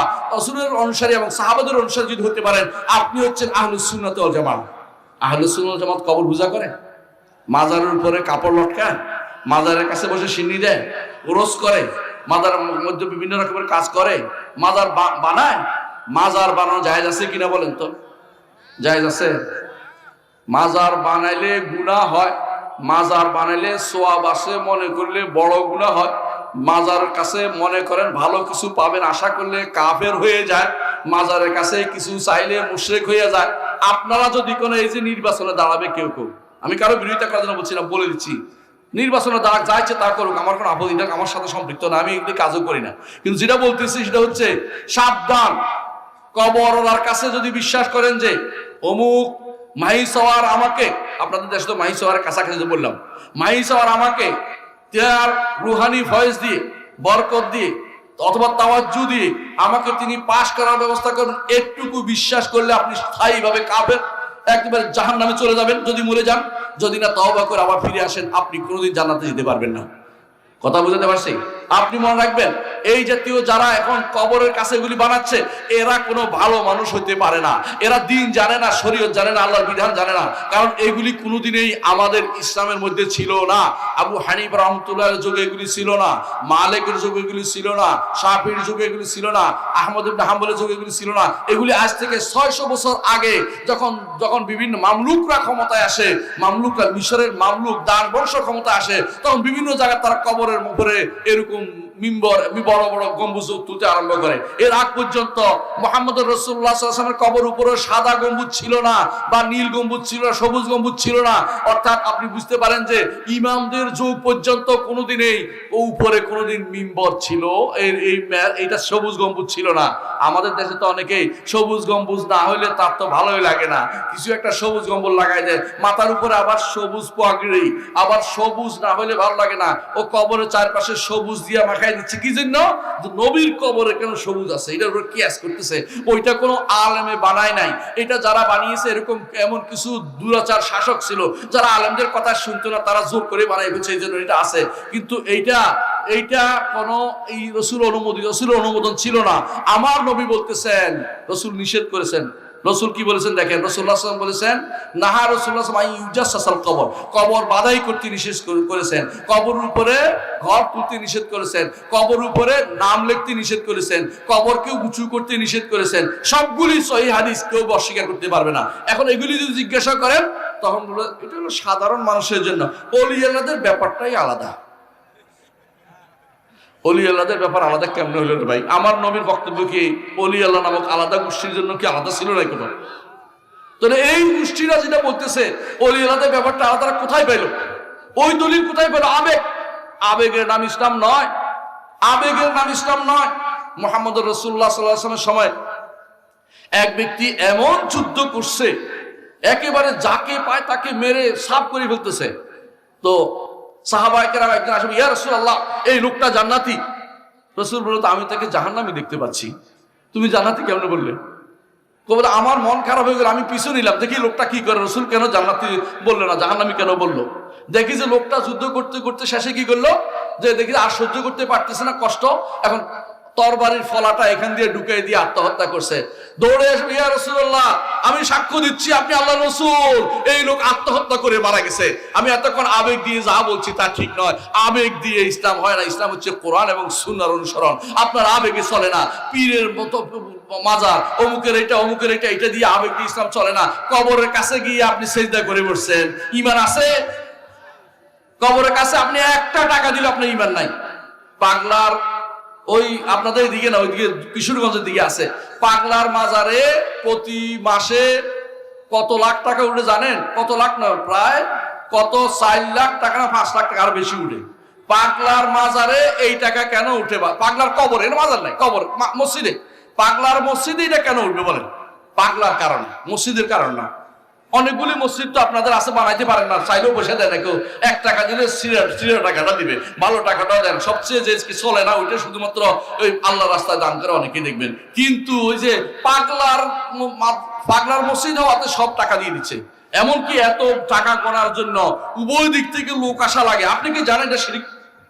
কত বড় শিরিক! কিছু দেয়া লাগে না, যদি একেবারে অর্থ নাই, এটা কোনো মূল্য নাই, এটা দিলেও শিরিক হবে। আমার নবী বলেছেন, ইমাম মুহাম্মদ ইবনে আব্দুল ওয়াহাব রাহমাতুল্লাহ আলাইহি কিতাবুত তাওহীদে একটা হাদিস উল্লেখ করেছেন। পূর্ববর্তী যুগের 2 লোকে এক রাস্তা দিয়ে যাচ্ছিল, যাওয়ার সময় একজন বলল যে এখান দিয়ে যেতে হলে এই মূর্তিকে কিছু না কিছু দিতে হবে। একজনে কিছু না পাইয়া একটা এই শিকার করে, পাশে শিকার করে আনি দিয়ে দিল, বলে আমি এটা দিচ্ছি, আমার আর কিছু নাই, ওরে ছাড় দিল, সে জাহান্নামে গেল। আরেকজন বলে আমি আল্লাহ ছাড়া কারোর জন্য কিছু দেই না, আল্লাহকে সন্তুষ্ট করার জন্য আমি শুধু দান করি। সেই লোক মেরে চলে গেল, তারা মেরে ফেললো, সেই লোক জান্নাতে গেল। পার্থক্য বুঝছেন? আপনি কি দিচ্ছেন বড় কথা নয়, অন্তরের ভালোবাসা, অন্তরের ভয়, অন্তরের আশা যদি আল্লাহ ছাড়া কারোর সাথে আপনি যুক্ত হয়ে যান, আপনি শিরকে লিপ্ত হয়ে গেছেন। আপনার প্রকৃত ভালোবাসা কার জন্য হবে? আল্লাহর জন্য হবে। আল্লাহকে যে ভালোবাসে তার জন্য হবে। আমরা আমার নবীকে ভালোবাসি কি জন্য? আল্লাহকে, তিনি আমাকে আল্লাহর পথ দেখিয়েছেন, সেই জন্য। আমরা স্বাভাবিক একটা ভালোবাসা আছে স্ত্রী সন্তানের জন্য, সেটার কথা বলছি না, এই ভালোবাসা দুনিয়া থাকবেই, কিন্তু আল্লাহর ভালোবাসার উপরে কোনো ভালোবাসা উঠতে পারবে না। আল্লাহর ভালোবাসা সবার উপরে থাকবে। দুনিয়াতে যত রকমের যত কিছু হচ্ছে, যদি কেউ আল্লাহর ভালোবাসার উপরটাকে প্রাধান্য দেয়, সেই ব্যক্তি মুশরিক হয়ে যাবে। কথা বুঝছেন কিনা? এই জন্য কেউ কেউ ফুটবলের ইবাদত করে, কেউ ফুটবলের ইবাদত করে। কেমনে করে? ফুটবল তার জীবন, ফুটবল তার মরণ, ফুটবলের জন্য তার যত স্মরণ। কথা বুঝছেন? আমরা কি বলি? কুলিন্না সালাতি ওয়া নুসুকি ওয়া মাহইয়ায়া ওয়া মামাতি লিল্লাহ। আমার জীবন মরণ, আমার ইবাদত, আমার যত কিছু আমার কার জন্য? আল্লাহর জন্য। আর ওদের নিকট গানের জন্য, ফুটবলের জন্য, ওইটার জন্য শুধু জীবন মরণ তার ত্যাগ করছে, সেই ব্যক্তি ঈমানদার নাই, সেই ব্যক্তি ফুটবলের ইবাদত করছে। কথা কি বুঝেন? কেউ কাছে চাকরির ইবাদত করে। যে ব্যক্তি আল্লাহ বিরোধী জায়গাতে মনে করে যে এইখানে আমার এটা ছাড়া কোনো পথ নাই, আমি এখানে আল্লাহর বিধানকে আমি লঙ্ঘন করলেও কিছু হবে না, সেই ব্যক্তি আল্লাহর ইবাদত করছে না, চাকরির ইবাদত করতেছে। কথা বুঝছেন? আল্লাহর বিধান লঙ্ঘন হচ্ছে, সে জেনে শুনে বুঝেই সেটাই প্রবর্তন করবে, সেই ব্যক্তি ওই বিধান যে দিছে তার ইবাদত করতেছে, আল্লাহর ইবাদত করছে না। আল্লাহর ইবাদত করতে হলে আল্লাহর কথাকে সবার আগে স্থান দিতে হবে। আল্লাহ তাআলা যেটাতে খুশি সেটাকে সবার আগে খুশি হইতে হবে। এটা হচ্ছে ঈমানদারের কাজ। মনে রাখবেন, সেটা বলছিলাম। তাহলে একজন আকীদাকে বিশুদ্ধ করতেই হবে। আর আকীদা বিশুদ্ধ করার জন্য একটু আগে আপনাদেরকে যা বলে গেছে ইমাম হোসেন, আমি এর চেয়ে বাড়িয়ে বলছি, এটাই বলবো যে আকীদা বিশুদ্ধ করার জন্য আপনাকে কোরআন ভিত্তিক আকীদা নিতে হবে, হাদিস ভিত্তিক আকীদা নিতে হবে, তাও সহিহ হাদিস। বানোয়াট হাদিসের আকীদা নিবেন না। বানোয়াট হাদিসের আকীদা কিরকম বুঝেন তো? আমাদের নবী কিসের তৈরি? এই তো নূরের তৈরি, কেউ কেউ বলে না, কেউ কেউ বলে ফেলবে নূরের তৈরি। বুঝছেন না কথাটা? নূরের তৈরি বললে ভুল বলছে, কিন্তু এটা শিরিক হয় না। কিন্তু কেউ যদি বলে আল্লাহ নূরের তৈরি, তাহলে মুশরিক। কেউ যদি বলে আল্লাহ নূরের তৈরি, সে মুশরিক, সেই ব্যক্তি একবারে কাফের। কিন্তু নূরের তৈরি বললে ভুল বলছে, মিথ্যা বলছে, গুনাহ হবে, কারণ মিথ্যা বলছে, কোরআন সুন্নাহ বিরোধী কথা বলছে। কিন্তু যদি বলে আল্লাহর নূরের তৈরি, সে ব্যক্তি কি হয়ে যাবে? কাফের হয়ে যাবে। কোন কোন এলাকা আছে পাক ফানজিয়াতনে বিশ্বাস করে, পাঁচটা পবিত্র দেহ এগুলি বিশ্বাস করে, তারাও কাফের, তারা স্থায়ীভাবে। কারণ তারা মনে করে আল্লাহর নূরের তৈরি হয়েছে এটা, হ্যাঁ, তারা মনে করে নূরে নূর দিয়ে সারা জগৎ সৃষ্টি হয়েছে, অর্থাৎ খালাক পয়দা, মালাক পয়দা, জমিন পয়দা, জামা পয়দা, তারা এটা বলে। ফার্স্ট তারা যখন মিলাদ পড়ে, দেখছেন না কেউ কেউ কোনো যা মিলাদ পড়ে কি বলে? জুহুরে নূরে আহমদ সে হুয়া কোনো মকা পয়দা, খালাক পয়দা, মালাক পয়দা, জমি পয়দা, জামা পয়দা। আপনি উর্দু না, উর্দুতে কইছে তো, আপনিও বুঝেন না কি বলছে, শোনেন এবারে। বলছে মুহাম্মাদের নূরের জহুর প্রকাশের কারণে কাউন মকান ফায়দা, জগৎ সৃষ্টি হয়ে গেছে। মিথ্যা কথা না, বল ডাহা মিথ্যা কথা না। মুহাম্মাদের নূর, মুহাম্মদ সাল্লাল্লাহু আলাইহি ওয়াসাল্লামের নূর কি হেদায়েতের নূর? মুহাম্মাদের নূর তো আর এটা দিয়ে ওইটা বানাইছে, এটা সত্য কথা নয়। আল্লাহ তাআলা মাটি থেকে সমস্ত মানুষ বানিয়েছেন, কোনো সন্দেহ নেই। মুহাম্মদ রাসূলুল্লাহ সাল্লাল্লাহু আলাইহি ওয়াসাল্লাম সেই রকম একজন মানুষ, তাকে আল্লাহ তাআলা তার মানুষ যেটা দিয়ে তৈরি করে সে তৈরি করেছেন। তবে তিনি হেদায়েতের আলোকবর্তিকা ছিলেন, যেমন তাওরাত হেদায়েতবর্তিকা আলোকবর্তিকা, যেমন কোরআন হেদায়েতের আলোকবর্তিকা, যেমন যেমন আল্লাহ তাআলা ইসলামকে নূর হিসেবে বলেছেন, ইসলাম নূর, আলো। যে সুতরাং কেউ যদি বলে মুহাম্মদ রাসূলুল্লাহ সাল্লাল্লাহু আলাইহি ওয়াসাল্লাম তার শারীরিকভাবে নূর ছিলেন এবং তিনি নূরে মুজাসসাম ছিলেন, এই জাতীয় কথাবার্তা বলে যে নূরের দেহ, নূরের তৈরি বা নূর ছিল, এবং কেউ কেউ ওয়াজ করে যে মুহাম্মদ সাল্লাল্লাহু আলাইহি ওয়াসাল্লাম বাবার কপালের মধ্যে নূর টক টক টক টক করতেছিল, এই জাতীয় ওয়াজ যারা করবে সবগুলি হচ্ছে মুশরিক। কারণ তারা মনে করতেছে আল্লাহর নূর, তারা মনে করতেছে মুহাম্মদ সাল্লাল্লাহু আলাইহি ওয়াসাল্লামকে, যে কেউ আল্লাহর নূর মনে করবে মুহাম্মদ সাল্লাল্লাহু আলাইহি ওয়াসাল্লামকে, সেই ব্যক্তি কাফের, আর কোনো সন্দেহ নাই। আল্লাহর নূর কারো কাছে নেই। আল্লাহর নূর কার কাছে? আল্লাহর কাছে। আল্লাহর নূর যদি কোনো, তিনি হাদিসে রাসূলুল্লাহ সাল্লাল্লাহু আলাইহি ওয়াসাল্লাম বলেছেন আল্লাহ তাআলা নূর, তার চেহারার আলো নূর, তার পর্দাও নূরের। যদি তিনি পর্দা উন্মুক্ত করতেন, যতটুকু তার আলো পড়তো পুরো ছাই হয়ে যেত। এই জন্য মুসা আলাইহিস সালাম যখন তিনি তুর পাহাড়ে, তুর সিনা পর্বতের কাছে যখন তিনি গেলেন আল্লাহর সাথে কথা বলতে, আল্লাহর সাথে কথা বলার সময় তার আবেগ চলে আসলো। আবেগ বোঝে না? আবেগে মুসা আলাইহিস সালাম বলে ফেললো, রব্বি আরিনি আনজুর ইলাইক, আল্লাহ একটু দেখা দেন না, আপনাকে দেখতে চাই। আপনি দেখতে চান আল্লাহকে? কে কে দেখতে চান আল্লাহকে? আল্লাহুম্মা আমিন। আমরা সবাই দেখতে চাই।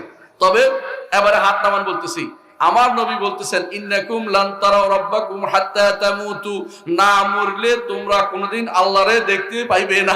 এই জন্য আপনি এখন যত আশা আছে জোর করে আটকে রাখেন, কখন দেখবো? জান্নাতে ইনশাআল্লাহ আমরা আল্লাহকে দেখবো। জান্নাতের আগে আমরা আল্লাহকে দেখতে পাবো না, এটা হলো মূল কথা। তো এই জন্য মুসা আলাইহিস সালাম যখন আবদার করে বসলেন, কি আবদার করছে? আল্লাহ আমাকে দেখা দিন, আপনাকে দেখতে চাই। আল্লাহ তখন বললেন লান তারানি, আমাকে এখন দেখতে পাবে না তুমি। কারণ দেখার যে নেয়ামত, সর্বোচ্চ নেয়ামত হচ্ছে জান্নাতে আল্লাহকে দেখা। এটা তো দুনিয়া দিয়ে দিলে হবে না, এটা তো আখিরাতে তিনি দিবেন। দুনিয়াতে এই জন্য আল্লাহকে চেনাটা হচ্ছে সবচেয়ে বড় নেয়ামত। আল্লাহকে চিনতে হবে কি দিয়ে? তাওহীদ দিয়ে। তাওহীদের মাধ্যমে আল্লাহকে চেনার বিষয়টা আমি আলোচনা করবো ইনশাআল্লাহ, সেটা আলোচনাই করতে যাচ্ছি। তো এর অর্থ হচ্ছে আল্লাহকে আপনি যদি চিনতে চান দুনিয়াতে, তাহলে কিভাবে চিনবেন সেটা আলোচনা করব। কিন্তু দুনিয়াতে আল্লাহকে দেখা সম্ভব না। মুসা আলাইহিস সালাম বলে বসছেন যে আল্লাহ আপনাকে দেখতে চাই। তবে তোমাকে বলছি হে মুসা, বলেন, বুঝেন, আপনাকে দেখাই বলছি এই পাহাড়ের উপরে আমি আমার আলো ফেলবো, এই পাহাড়ের উপরে আমি আমার আলো ফেলবো। যদি পাহাড় সহ্য করতে পারে তাহলে আপনি দেখতে পাবেন।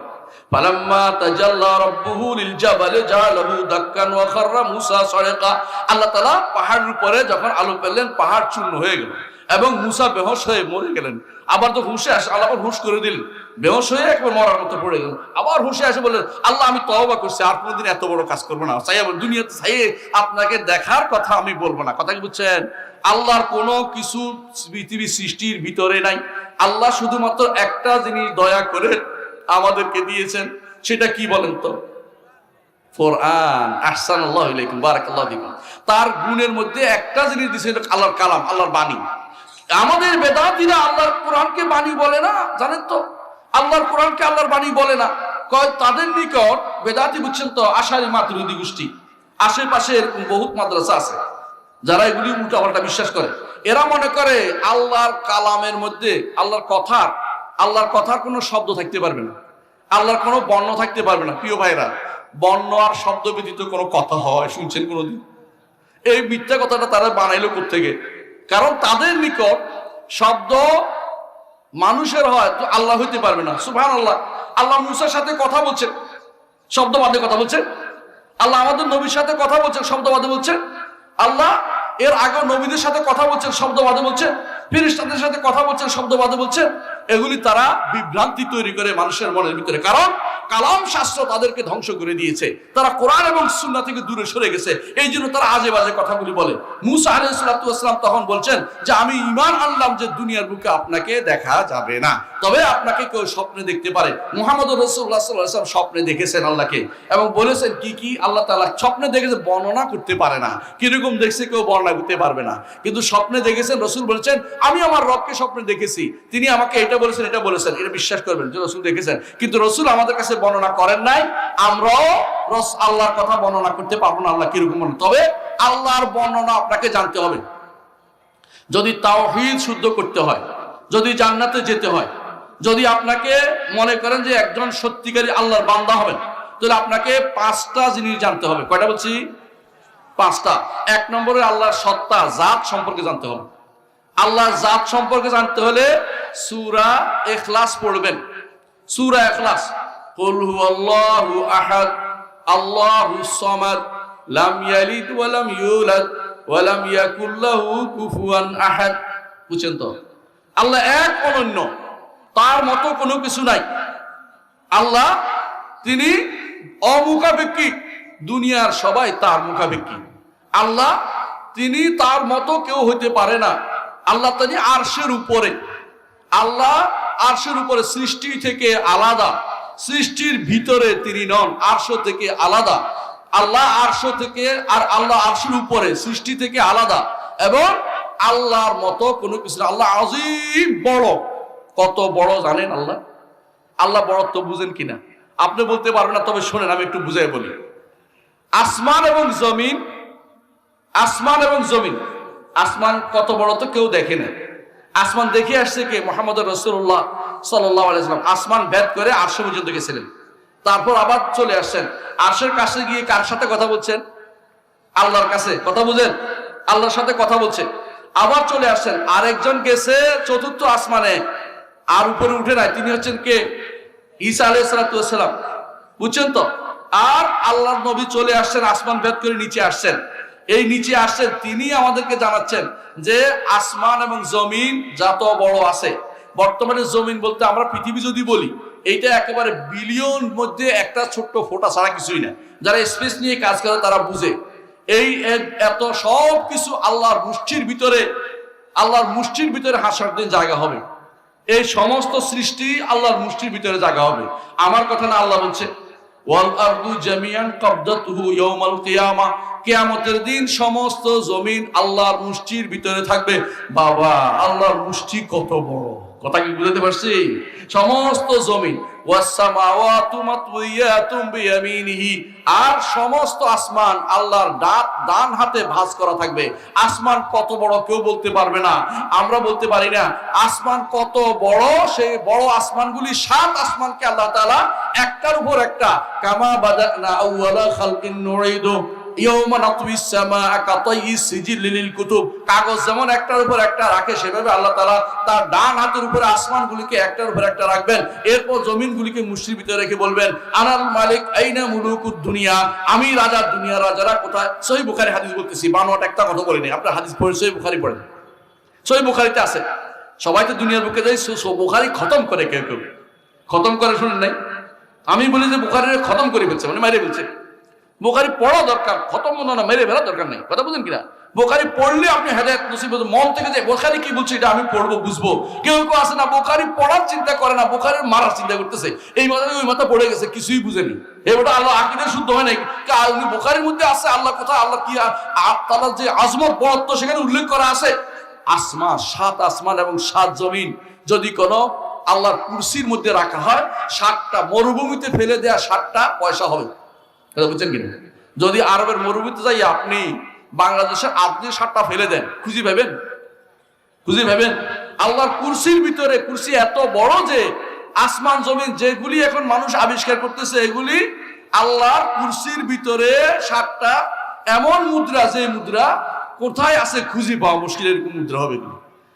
বুঝেন কত বড় আল্লাহর কুরসি, কত বড়।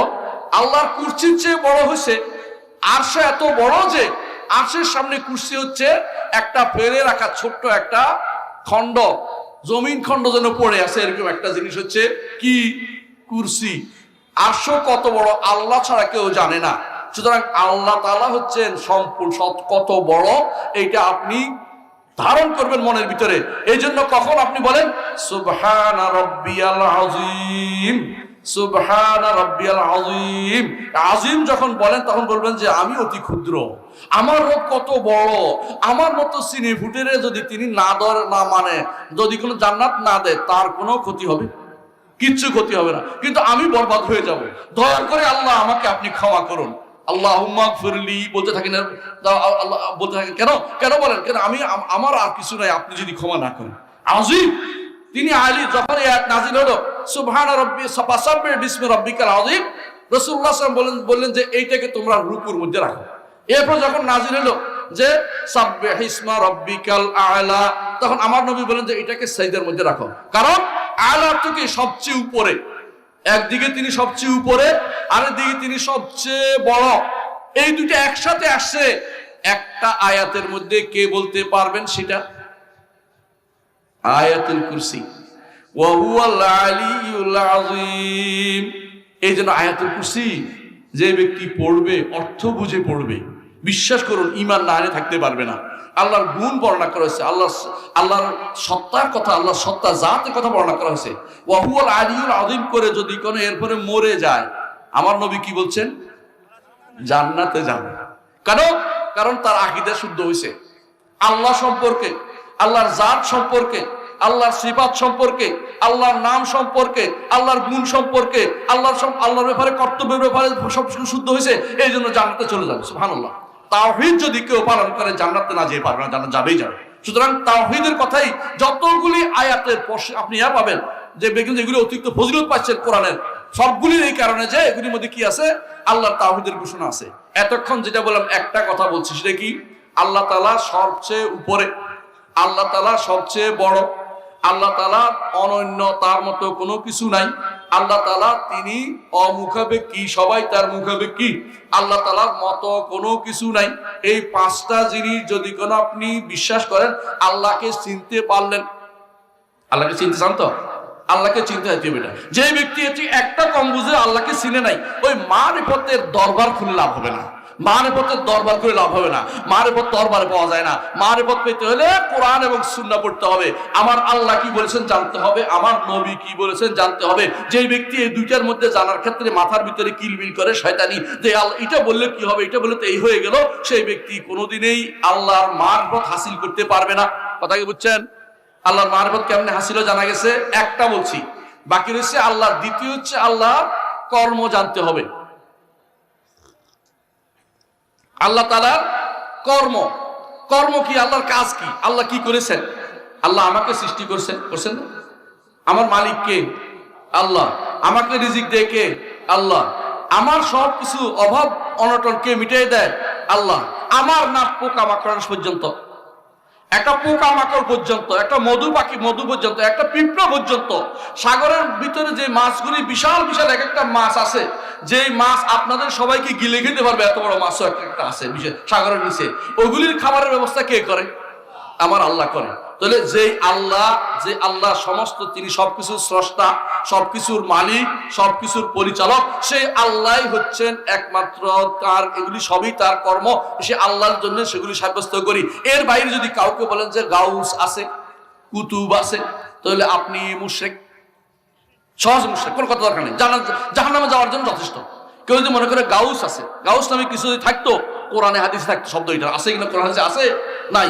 কুতুব নামে কোনো কিছু কোরআন হাদিস শব্দ নাই। কুতুব এটা শব্দটি কোরআনও আসে নাই, সহিহ হাদিসও আসে নাই। এর অর্থ হচ্ছে এগুলি মানুষে বানিয়ে বানিয়ে আপনাকে বিভ্রান্ত করতেছে। গাউস, কুতুব, গাউসুল আজম কেউ কেউ বলে। সাইয়েদনা আব্দুল কাদের জিলানী রাহমাতুল্লাহ আলাইহি, তিনি ইমাম, আলেম, ভালো মানুষ ছিলেন, কিন্তু এরা তারে গাউস বানিয়ে ফেলছে। বুঝছেন? এরা তারে কি বলছে? মুশরিক। তারা শিরিক করে আল্লাহ বানিয়ে ফেলছে, এরা শিরিক করতেছে। মনে করতেছে গাউসুল আজম কি করতে পারে, অনেক কিছু করতে পারে, মরা মানুষের রু দিতে পারে মনে করতেছে। জানেন তো এটা কিচ্ছা বলে শুনি, আমি মদিনায় গেলে মাঝে মধ্যে আমাদের শেখের দর্শে বসি। কেন? তার থেকে শিখা দরকার। আমরা তো এখানে এসে ওখানে যা শিখছি এখানে এসে ডেলিভারি দেই, বুঝেন না কথাটা, এরকম আর কি। তো শেখের দর্শে মসজিদ নবীতে বসে আছি, মানে আজকে কি কল বলে দেখি। সুবহানাল্লাহ, ওই দিনে এমন এক ঘটনা বলছে, এটা আমার জন্য বড় ধরনের শিক্ষণীয় বিষয় হয়েছে। সেটা কি? শেখ সালেহ আস-সুহাইমি মসজিদ নবীর দার্স দেন, তিনি বলতেছেন তোমাদেরকে কি ওলি আল্লাহর কাহিনী শোনাবো? তো সবাই বলতেছে বলেন। তো বলতেছে আব্দুল কাদের জিলানী রহমতুল্লাহ আলাইহি একদিন তিনি তার দরবারে বসে আছেন, তিনি নাকি দরবার ঘুরছে, আচ্ছা যাক, দরবার বসে আছেন। এমন সময় তার এক মহিলা মুরিদ, পুরুষ মুরিদ না মহিলা মুরিদ, কত মিথ্যা কথা বলে দেখো, মহিলা মুরিদ এসে বলতেছে আপনি কি আল্লাহর ওলি হলেন? আমার ছেলেটা মরে গেল। মানে মরে যাওয়াটা নাকি ওলি আল্লাহর বিরোধী বলে, ওলি আল্লাহ। তো উনি নাকি এখন কি করছেন, মোরাকাবায় বসছেন। আমাদের মোরাকাবা হচ্ছে এইটা, আল্লাহ আপনাকে দেখছেন, সবসময় খেয়াল রাখেন যে আল্লাহ আমাকে দেখছেন, আমি যাই করি না কেন, এই যে বসে আছি আল্লাহ আমার উপর দেখছে, এটা হলো মোরাকাবা। আর ওদের মোরাকাবা হলো চোখ বন্ধ করে উপরের দিকে তাকাইলে নাকি সব দেখতে পায়, নাউজুবিল্লাহ, কিচ্ছু দেখতে পায় না। চোখ বন্ধ করে তো অন্ধকারই হয়, আরো বেশি অন্ধকার হয়ে যায়। এমনি তো কিছু দেখতেন, তখন কিছুই দেখা যায় না। তো চোখ বন্ধ করে নাকি উনি দেখতেছেন, এখনো চতুর্থ আসমানে আছে কে? আজরাইল। ওদের আজরাইল আর কি, আমাদের কাছে আজরাইল নামে কোনো ফেরেশতা নাই। আমাদের কাছে ফেরেশতার নাম হচ্ছে কি? মালাকুল মউত। আল্লাহ বলছেন কুল ইয়াতাওয়াফাকুম মালাকুল মউত, আর ওরা এটা বানাচ্ছে আজরাইল। তো বলতেছে আজরাইল এটা এখনো চতুর্থ আসমানে আছে, আল্লাহর কাছে পৌঁছায় নাই। সঙ্গে সঙ্গে তিনি একটা থাপ্পড় দিয়ে আজরাইলের কান ছিদ্র করে ফেলাইছেন। আর এত জোরে থাপ্পড় যে খাইছে, ওনার আজরাইলের হাত থেকে নাকি বস্তাটা খুলে গেছে, বস্তার মুখ খুলে গেছে। এখন সেই দিন যা রোজগার করছিল, বুঝছেন তো, রুগুলি সব খুইলা দৌড়ে আবার যে যেখানে ছিল সেখানে প্যাটের ভিতরে ঢুকে গেছে, আবার অজীবিত হয়ে গেছে। এত বড় ঘটনা, ইতিহাস লেখলো না, হেরোটা কেমনে জানলো, চিন্তা করার দরকার আছে, তাই না? মানে এই হচ্ছে কারামাতুল আউলিয়া, এগুলি হচ্ছে ওলি আল্লাহদের কারাম। মানে গাঁজাখুরি গল্প কিছু ভালো আছে ইচ্ছে মনে হয়, গাঁজাখোরের গল্প ইচ্ছে খারাপ হবে না, মানে এত খারাপ গল্প এটা। সেই দৌড়ে যে সমস্ত সেই দিন তিনি যত মানুষের রূহ হরণ করছিলেন, বস্তার মুখ খুলে গেছে, সবগুলি আবার জায়গা মতো চলে গেছে, বুঝছেন তো, সব জীবিত হয়ে গেছে। এখন তিনি বলছেন যাও, তোমার ছেলে জীবিত হয়ে গেছে। এইটা হচ্ছে ওলি আল্লাহদের কেরাম। ডাহা মিথ্যা কথা কেমনে মানুষ বানায়, তার কি দোষ? মালাকুল মউতের কি দোষ? আল্লাহ নির্দেশ দিয়েছে তার রূহ হরণ করার জন্য।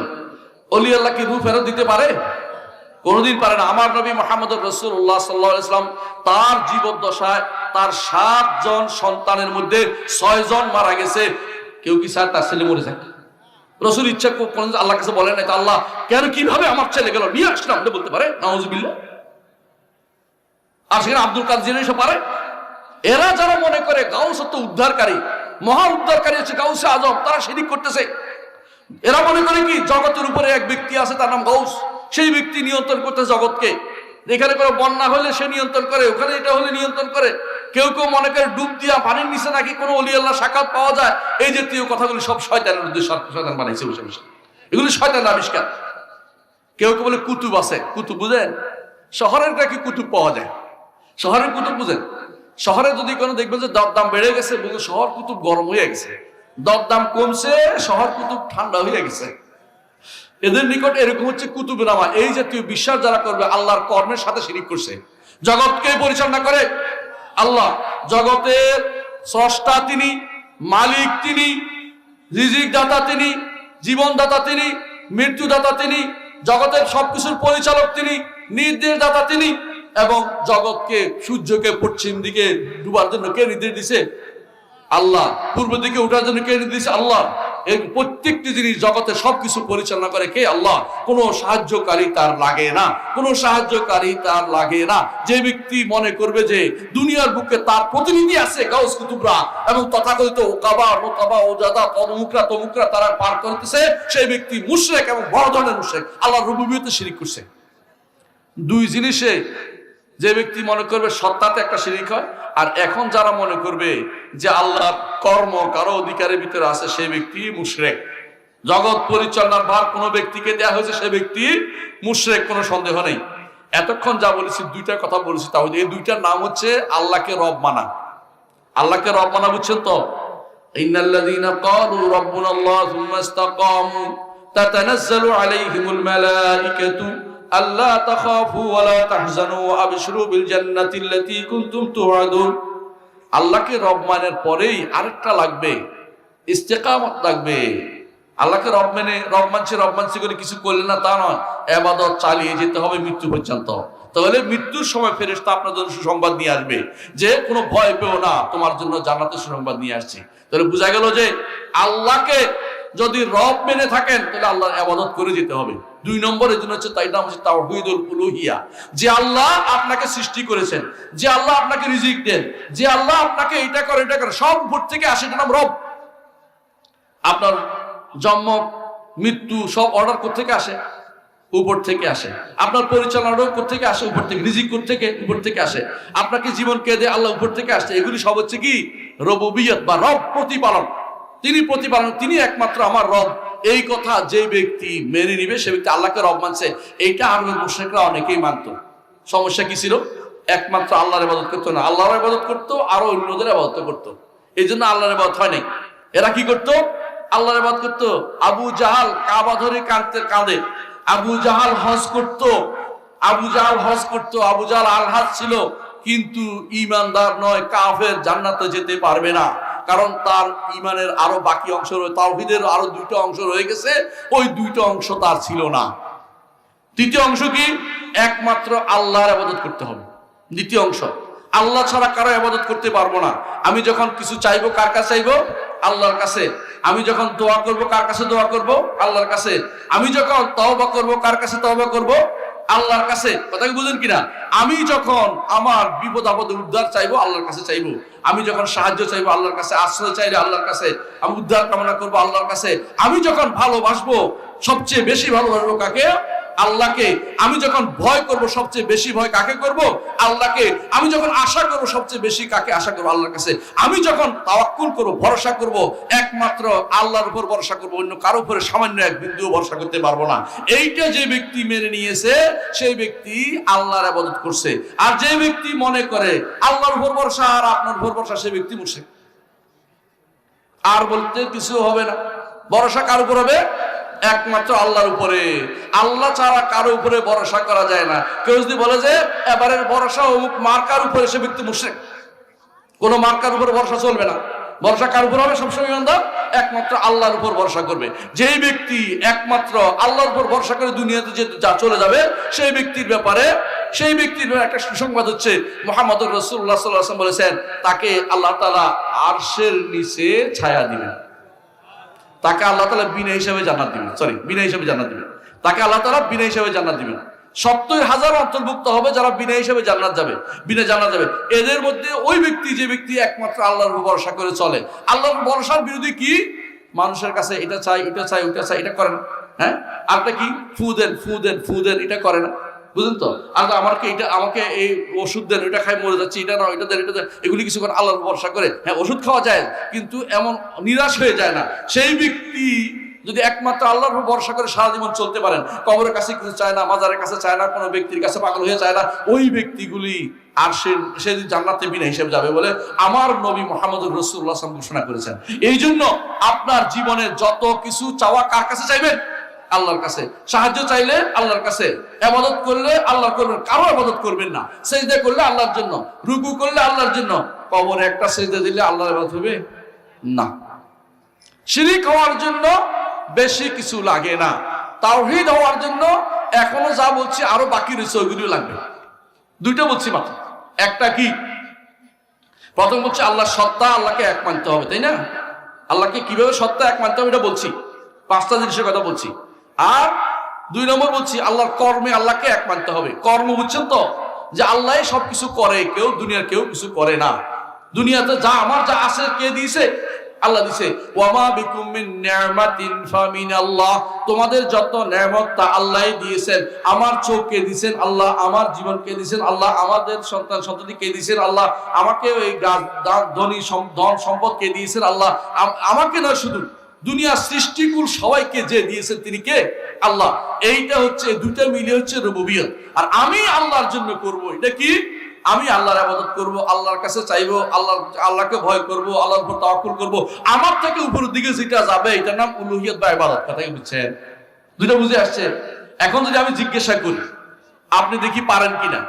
একজন মানুষ বলল যে আল্লাহ শুধুমাত্র আইন দিবেন, এটা কি রুবুবিয়ত না উলুহিয়ত? রুবুবিয়ত। আমি আল্লাহর আইন মেনে চলি, উলুহিয়ত। বুঝছেন তো? ভাগ বুঝছেন তো? মানে আমি যেটা করি এটা হচ্ছে উলুহিয়ত বা ইবাদত, আল্লাহ যেটা দেন এটা হচ্ছে রুবুবিয়ত। তো এই দুইটাই আমি মেনে চলি, একটা আমি মানি, একটা আমি করি, একটা আমি মানি, একটা আমি করি। এই দুইটা হচ্ছে আমাদের জন্য তাওহীদুর রুবুবিয়্যাহ এবং তাওহীদুল উলুহিয়্যাহ। আর একটা রয়ে গেছে, এটা হচ্ছে দুইটার মধ্যে মাঝখানে। এটা কি? আল্লাহর নাম ও গুণের তাওহীদ। আল্লাহর নাম ও গুণের মধ্যে তাওহীদ প্রকাশ করতে হবে। আল্লাহর নামকে কাউকে দিতে পারবেন না, আল্লাহর গুণকে কাউকে দিতে পারবেন না, আল্লাহর নামগুলিকে অস্বীকার করতে পারবেন না, আল্লাহর গুণগুলিকে কোনোটাকে অস্বীকার করতে পারবেন না। যদি আপনি এগুলি অস্বীকার করেন তাহলে আপনি আর তাওহীদবাদী থাকতে পারলেন না। কটা হলো? পাঁচটা জিনিস বলছি। একটা হচ্ছে আল্লাহর জাত, আল্লাহর কর্ম, দুটো বলছি না ফের? এই দুইটা হচ্ছে রুবুবিয়ত। আর উলুহিয়ত হচ্ছে আমার যত কাম আল্লাহর দিকে, যত কিছু অ্যাক্টিভিটিস আল্লাহর দিকে যাবে, এইটা হচ্ছে উলুহিয়ত, একমাত্র আল্লাহর দিকে যাবে। আল্লাহকে সন্তুষ্টের জন্য সব করছি, কারোর জন্য না। ভাগাভাগি নাই, ভাগ করলে আল্লাহ নেন না। আর তিন নম্বর হচ্ছে, যেটা আরো দুইটা, এটা হচ্ছে কি? আল্লাহর যত নাম সব স্বীকার করি, আল্লাহর যত গুণ সব স্বীকার করি, আল্লাহর যত গুণ, আল্লাহর যত নাম সেগুলি কোনোটাকে আমি বাদ দেই না, আল্লাহর যত গুণ কোনোটাকে আমি বাদ দেই না, আল্লাহর যত গুণ অন্য কাউকে আমি দেই না, আল্লাহর যত নাম অন্য কাউকে আমি দেই না। নাম গুণের মধ্যে তাওহীদ প্রতিষ্ঠা করতে পারলে আপনি তাওহীদবাদী হবেন। কথা কি ঠিক বুঝছেন? এটা কেমনে এবার বুঝাই বলি, সংক্ষেপে বুঝাই বলবো, বেশি লম্বা করবো না ইনশাল্লাহ। আপনাদের অনেক রাত হয়ে গেছে, আমি শেষ করবো 11টা শেষ করে দেবো ইনশাল্লাহ। এরপরে প্রশ্ন উত্তর আছে হালকা, তাই না? হালকা প্রশ্ন উত্তর আছে, শেষ করে দেবো ইনশাল্লাহ। দেরি করবো ইনশাল্লাহ, দেরি করবো না, অনেক রাত হয়ে গেছে। আল্লাহ তাআলার নাম হচ্ছে গাফফার, ঠিক কিনা? গাফফার আল্লাহর নাম না? এখন আপনি, আপনার নাম যদি গাফফার হয় জায়েজ হবে? শিরিক হবে। কারণ গাফফার তো আল্লাহর নাম, শুধু আল্লাহর নাম, এটা আর কেউ হইতে পারে না। বুঝছেন কথাটা? কিন্তু কিছু নাম আছে বান্দারও হয় আল্লাহরও হয়, যেমন বাসির, বান্দাও শোনে দেখে, আল্লাহ দেখে। আল্লাহর দেখাটা হচ্ছে সত্তাগত, আর বান্দারটা হচ্ছে আল্লাহ যদ্দূর দেখতে সুযোগ দিছে দূর দেখে। আমরা মাটির নিচে কি হয়েছে দেখতে পাই, আল্লাহ তাআলার কোনো কিছু বাধা আছে? আল্লাহ সব জায়গা দেখতে পান। পার্থক্য বুঝছেন তো? আল্লাহ সব দেখতে পান, আল্লাহর কাছে কোনো আড়াল নাই। আমার শরীরের কোথায় কি আছে কর্ম, এটা দেখতে পান না? দেখতে পান। মাটির নিচেরটা আমরা দেখতে পান কিনা? পান। লুকিয়ে থাকলে দেখতে পান কিনা? পান। ডুব দিয়া যদি পানি খেয়ে ফেলেন, সামনে তো রোজা আসতেছে, আল্লাহ দেখতে পান কিনা? দেখতে পান। আপনি, আমি দেখতে পাই না। তাহলে পার্থক্য হচ্ছে এটাই যে তার দেখাটা সত্তাগত, আমারটা হচ্ছে তিনি দয়া করে আমাকে দেখার যতটুকু দিচ্ছেন ওটুকু দেখতে পাই। কিন্তু কিছু নাম আছে কারোর জন্য, আল্লাহ ছাড়া কারোর জন্য দেয়া যায় না। এর মধ্যে একটা হচ্ছে রহমান নাম, কেউ রহমান করে কাউকে ডাকতে পারবেন না। কি ডাকতে হইব? আব্দুর রহমান। বুঝে আসছে কথাটা? কারণ এই নাম আর কারো হইতে পারে না। রাজ্জাক নাম, আল্লাহ ছাড়া কারো জন্য এই নামটি হইতে পারে না। রাজ্জাক একমাত্র আল্লাহ, তিনি ব্যতীত এই ওজনটা আর কারোর জন্য হবে না। ফাআল ওজনটা একমাত্র আল্লাহর জন্য ব্যবহার করা হয়। কথা বুঝছেন তো? রহমান ওজনটা আল্লাহর জন্য ব্যবহার করতে হবে। সুতরাং বুঝা গেল আল্লাহর নামগুলিকে আরেকজনকে দেয়া যাবে না। বুঝেন তো? এখন আরেকটা শুনেন, গুণগুলি। আল্লাহর অনেক গুণ আছে, কিছু গুণ আছে এমন গুণ যেগুলি তিনি আমাদেরকে জানিয়েছেন কোরআন সুন্নাহর মধ্যে, আমরা ওইগুলি শুধু মানি। কোরআন সুন্নাহয় যে গুণ আসে নাই আমরা এগুলিকে বলি না, গুণ বলি না। কথা বলছেন তো? আমাদের সমস্ত গুণ, আল্লাহর সমস্ত গুণ কোরআন এবং হাদিস ভিত্তিক। কোরআন হাদিসে আল্লাহর গুণ, আল্লাহর একটা গুণ কি? তিনি আরশের উপরে উঠেছেন। কোরআনে 7 বার বলেছে তিনি আরশের উপরে উঠেছেন। কিভাবে উঠছেন জানি না, কিভাবে উঠছেন জানি না, তবে আল্লাহ আরশ আগেও উপরে ছিলেন, পরেও উপরে। আরশের উপরে উঠার কারণে তো উপরে উঠে গেছেন, আর আগে উপরে ছিলেন না এই কথা বলা জায়েজ নাই। আল্লাহ সব সময় উপরে ছিলেন। ওহুয়াল আলিয়ুল আযীম, আমরা প্রথমে বলছি উপরে থাকা আল্লাহর গুণ। ইমাম আবু হানিফা রাহমাতুল্লাহ আলাইহি বলছেন ওয়ালাইসাল আসফালু মিন ওয়াসফির রুবুবিয়্যাতি বিশাই, নিচে থাকা আল্লাহর কোনো গুণ নয়, আল্লাহ উপরে থাকা গুণ, এই জন্য তিনি বলেছেন আর রহমান ওয়া আলাল আরশি ইস্তাওয়া। ইমাম আবু হানিফা তার ফিকহুল আবসাতের মধ্যে এটা উল্লেখ করেছেন। অনেকে আছে আবু হানিফা রাহমাতুল্লাহ আকীদা জানে না, এই জন্য আবু হানিফা রাহমাতুল্লাহ আলাইহির বিরুদ্ধে কথা বলে। আবু হানিফা রাহমাতুল্লাহ আলাইহির বিরুদ্ধে যারা আকীদা জানে না, এরা দুই গোষ্ঠী। এক গোষ্ঠী হচ্ছে জাহেল, আরেক গোষ্ঠী হচ্ছে তার অনুসরণের নাম দিয়ে তাকে অপমান করে। কথা বুঝছেন কিনা? আবু হানিফা রাহমাতুল্লাহ আলাইহির ফিকহুল আকবার বইটা পড়বেন, ইমাম আবু হানিফার এই বইটা ব্যাখ্যা করেছেন ডক্টর আব্দুল্লাহ জাহাঙ্গীর রহমতুল্লাহ আলাইহি। খন্দকার আব্দুল্লাহ জাহাঙ্গীর রহমতুল্লাহ আলাইহি তিনি কোন আহলে হাদিস সমাজের লোক ছিলেন না, হানাফি সমাজের লোক। তারপরে যদি পীরের বংশের লোক, তারপরেও যদি কোনো না শোনেন, আপনারে কারে বুঝাইতাম আমি আপনারে বলেন। ওনার বইটা একটু পড়বেন। আব্দুল্লাহ জাহাঙ্গীর রহমতুল্লাহ আলাইহি পীরের জামাই ছিল, উনি লিখছে, ব্যাখ্যা করছে, বইটা পড়ে আপনি বুঝবেন আবু হানিফা রহমতুল্লাহ আসলে সহি আকীদার লোক ছিলেন। ওই বেটার ওই দুই গোষ্ঠী ওনার সম্পর্কে কি হয়েছে, বিভ্রান্ত হয়েছে। এক গোষ্ঠী ওনাকে অনুসরণ নামে বিভ্রান্তি তৈরি করেছে, আরেক গোষ্ঠী ওনার শত্রুতা নামে করে ওনার সাথে শত্রু তৈরি করেছে। দুই গোষ্ঠী বিভ্রান্ত আছে। আবু হানিফা রহমতুল্লাহ আলাইহি, আমি বলি না তিনি ভুল হয় না, ভুল মানুষেরই হয়। কোন ব্যক্তি আছে যার ভুল হয় না, কিন্তু তিনি আসলেই আকীদাগতভাবে পরিশুদ্ধ মানুষ ছিলেন। কিছু ভুল থাকতেই পারে সব মানুষের, সেগুলি আমরা তো তার কিছু পাই নাই। তার অনুসারী যারা ছিল বেশিরভাগ মুতাজিলা থাকার কারণে তার নামে অনেক মিথ্যাচার হয়েছে। এই জন্য অনেকেই জানেন না যে আসলে তার আকীদা কোনটা। কারণ ধরেন আপনার ছেলে যদি কোনো আল্লাহ আমি দোয়া করছি আল্লাহ এরকম কাউকে না বানায়। কারো ভালো মানুষের সন্তানরা অনেক সময় খারাপ হয়ে যায়। সে যদি কোনো আপনার নামে মিথ্যাচার কথাগুলো চালু করে দিত, তাহলে আপনার ভালো লাগবে? আবু হানিফা রাহমাতুল্লাহ আলাইহির পরে যারা আসছে এরা বেশিরভাগ মুতাজিলা হয়ে গেছিল।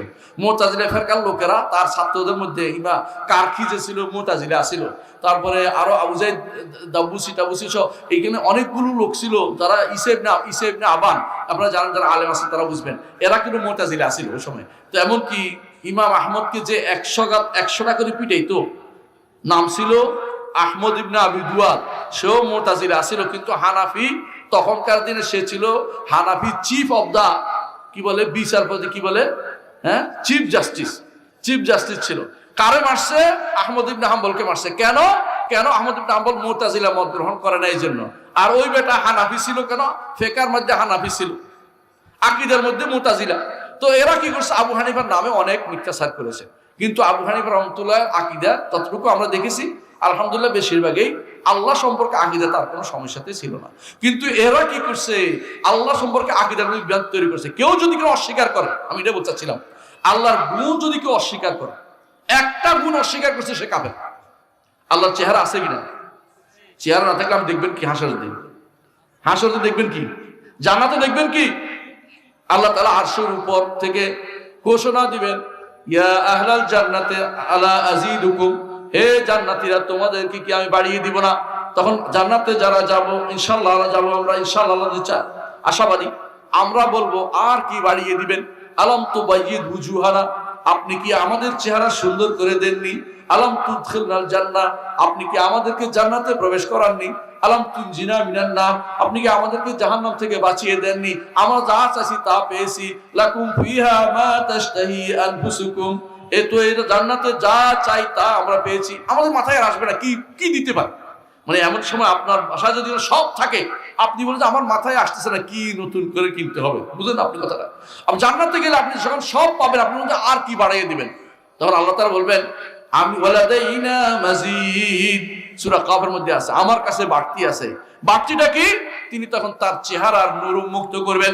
তার চেহারার দিকে তাকানোর যে সাপ, সেটা হবে দুনিয়ার সমস্ত নেয়ামত, আখিরাতের যাবতীয় নেয়ামত, জান্নাতের যাবতীয় নেয়ামতের চেয়ে সবচেয়ে উত্তম নেয়ামত হবে আল্লাহর চেহারার দিকে তাকানো। বলে সুবহানাল্লাহ। আল্লাহর চেহারার দিকে তাকানোর এই নেয়ামতটা পাওয়ার জন্য প্রতিদিন শেষ বৈঠকে আমরা একটা দোয়া করি। দোয়াটা পারেন? দোয়াটা কি?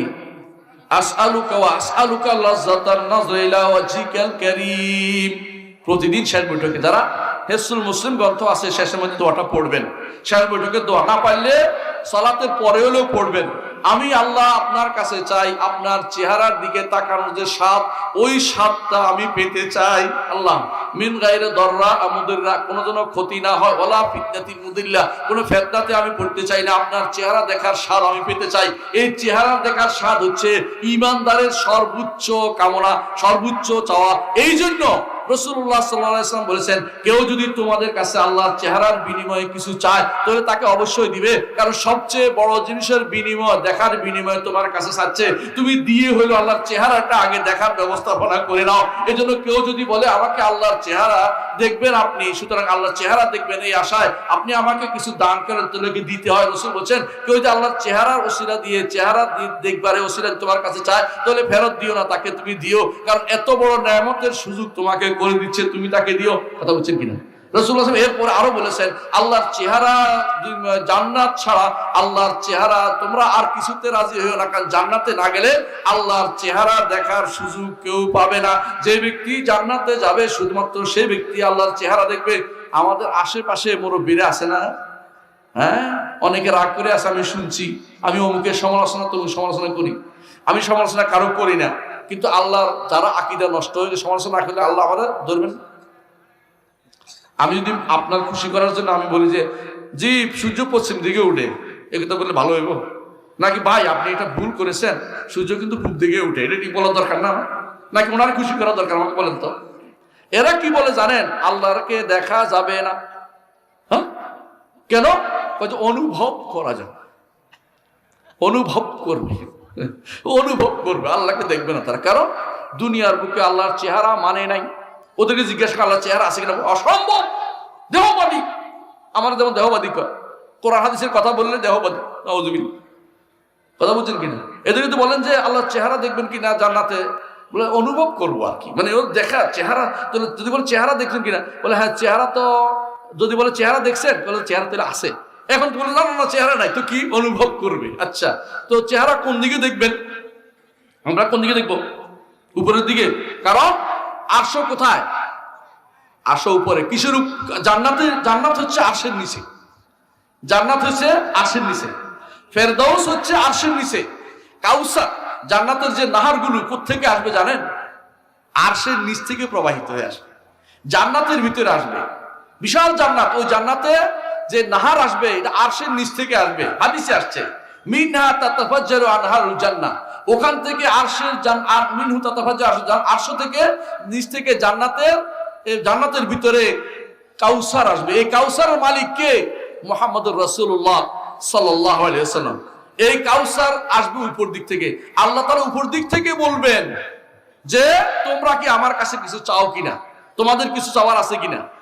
আমরা তার দিকে তাকাবো। হাদিসে এভাবে আসছে, আমার নবী বলেছেন তোমরা তোমাদের রবকে দেখবে যেভাবে পূর্ণিমার চাঁদকে দেখো। পূর্ণিমার চাঁদকে মাটির নিচে দেখা যায়, উপর দিকে দেখা যায়। বলেন তো, এই কথা বলে যদি রাগ করে আমার কি আছে? আমার কি রাগ করার? ওদেরকে রাগ করাচ্ছি আমি বুঝলাম না। এটা যদি না বলি আল্লাহ রাগ করবে, তাই না? আমাদের দেশে একটা কাহিনী আছে, বলে যে হুজুরে কিছু কিনে, হুজুর না মাস্টার সাহেব করলে রাগ করবে, হুজুরে বলি অসুবিধা নেই। ধরেন আমাদের কোনো এক ভাই আর কি বাড়িতে কিছু কিনে টিনে না, বুঝলেন না, বাড়িতে মুরগি টুরগি কিনে না। তো এখন ওনার ওয়াইফে মনে করছে যে হুজুরে তো মুরগি টুরগি কিনে না, পাশের বাড়ির মুরগি একটা আসছে, এক বাড়ি দিয়া পা ভাঙিয়ে এটা রান্না খাওয়াতে শুরু করছে, আর ওনারে দিছে পানি আর জল, এটা দেয়। তো উনি বলে তুমি তো মুরগি খাওয়ার, আমারও পানি দাও, ঘটনাটা কি? বলছে এটা আপনি খেতে পারবেন না, ওটা খেতে পারবেন না। তো কেন না, এটা খাওয়া দেওয়া যাবে না। এখন তার ছেলে বলতেছে পাশে থাকে, মা যেটা বলছে, যেটা করছে, এইটা যদি বলে দেই তো মা আজকে কি খাবে? মায়ের খাবে। আর যদি না বলে মা যদি একটু দিয়ে দেয়, বাবা কি খাবে? হারাম খাবে। কথা বুঝছেন তো? কথা বুঝছেন তো? আমরা হচ্ছে অবস্থা এরকম। আমি যদি কোনো এখন ওনাদের চুপ থাকি, কোরআন এবং হাদিসের কথা না বলি, বিশুদ্ধ আকীদার কথা না বলি, তাওহীদের কথা না বলি, জান্নাতে যাওয়া সম্ভব হচ্ছে না। আল্লাহর সিফাত অস্বীকার করলে কাফের, আল্লাহর চেহারা অস্বীকার করলে কাফের। কথা বুঝেন? আল্লাহর হাত অস্বীকার করলে কাফের, আল্লাহর পা অস্বীকার করলে কাফের, আল্লাহ তাআলার আঙ্গুল অস্বীকার করলে কাফের, আল্লাহ তাআলা উপরে থাকা অস্বীকার করলে কাফের, আল্লাহ তাআলা আরশের উপরে উঠা অস্বীকার করলে কাফের, আল্লাহ তাআলা কথা বলা অস্বীকার করলে কাফের। আমি যদি কোনো না বলি কাফের হইতে হয়, আর যদি বলি উনি রাগ করতে, আমি কাকে খুশি করবো? আমাকে বলেন তো। আল্লাহ খুশি করতে। এই জন্য আপনারা কারো কথা শুনবেন না, কে আপনাকে কি বলেছে শুনবেন না, একমাত্র আল্লাহকে ভয় করেন, একমাত্র আল্লাহকে খুশি করার জন্য আল্লাহর পথের এই দাওয়াত দিয়ে যাবেন। তাওহীদের এই দাওয়াত অবশ্যই রাখবেন। সেটা কি? যে আমি আল্লাহর তাওহীদুল রুবুবিয়্যাহ বাস্তবায়ন করব, তাওহীদুল উলুহিয়্যাহ বাস্তবায়ন করব, তাওহীদুল আসমা ওয়া সিফাত বাস্তবায়ন করব। যে কেউ এর মধ্যে একটা করবে না সে জান্নাত, সে কোনোদিন জান্নাত যেতে পারবে না। একটা বাদ দিলেও জান্নাত, একটা বাদ দিলে জান্নাত। বুঝেন কিনা? ওযু করার সময় আপনি সব করছেন, শুধু মাথা মসে করেন নাই। ওযু হবে একেবারে বললেন আমি একেবারে ইখলাসের সাথে নামাজ পড়ছি, ওযুটা বাদ যাবে, ওযু নামাজটা হইব? নামাজটা হইব না। ঠিক দুনিয়ার বুকে জান্নাতে যেতে হলে আপনাকে তাওহীদ ঠিক রাখতে হবে। এই পাঁচটা জিনিস কথা বলছি। কটা বলছি? পাঁচটা। আল্লাহর সত্তা, কর্ম, আল্লাহর অধিকার, আল্লাহর নাম ও গুণ। কটা বলছি? এই পাঁচটা যদি ঠিক করেন আপনি তাওহীদ ঠিক আছে। তাওহীদ বুঝছেন কঠিন কিছু না, তাওহীদ বুঝতে কঠিন কিছু না। আপনার কি আছে? আপনি একটা সত্তা আছে, আছে না? আপনার কিছু কাজ আছে, আপনার নাম আছে, আপনার গুণ আছে। আপনি কিছু আপনার অধীনস্থদের কাছে চান, আমার জন্য চা নিয়ে আসো, ঠান্ডা চা কেন, গরম চা নিয়ে আসো, দিয়ে আসে না মানুষ? অধিকার আছে না কিছু? আল্লাহর কি আছে? নাম আছে, আল্লাহর সত্তা আছে, কর্ম আছে, নাম আছে, গুণ আছে, আর কি আছে? অধিকার আছে। এই পাঁচটি জিনিস যদি আপনি আল্লাহর জন্য নির্ধারণ করতে পারেন আপনি তাওহীদবাদী হবেন। না হলে আপনি পথভ্রষ্টদের নাম দেখাবেন। জান্নাতে যাওয়া আপনার পক্ষে সহজ হবে না। যত বড় আল-খাল্লায় গায়ের দেন না কেন, যত বড় মসজিদের ইমাম হন না কেন, আপনি কোনো লাভ হবে না। কথা বুঝতে পারছি? অনেকের মনে কষ্ট থাকলেও আমার কিছু যায় আসে না, আমি আমার রবকে খুশি করার জন্য বলে গেছি। আল্লাহ আমাদের কবুল করুন। সুবহানাকাল্লাহু ওয়া বিহামদিকা আশহাদু আল্লা ইলাহা ইল্লা আনতা আস্তাগফিরুকা ওয়া আতুবু ইলাইক। আসসালামু আলাইকুম ওয়া রাহমাতুল্লাহি ওয়া বারাকাতুহু।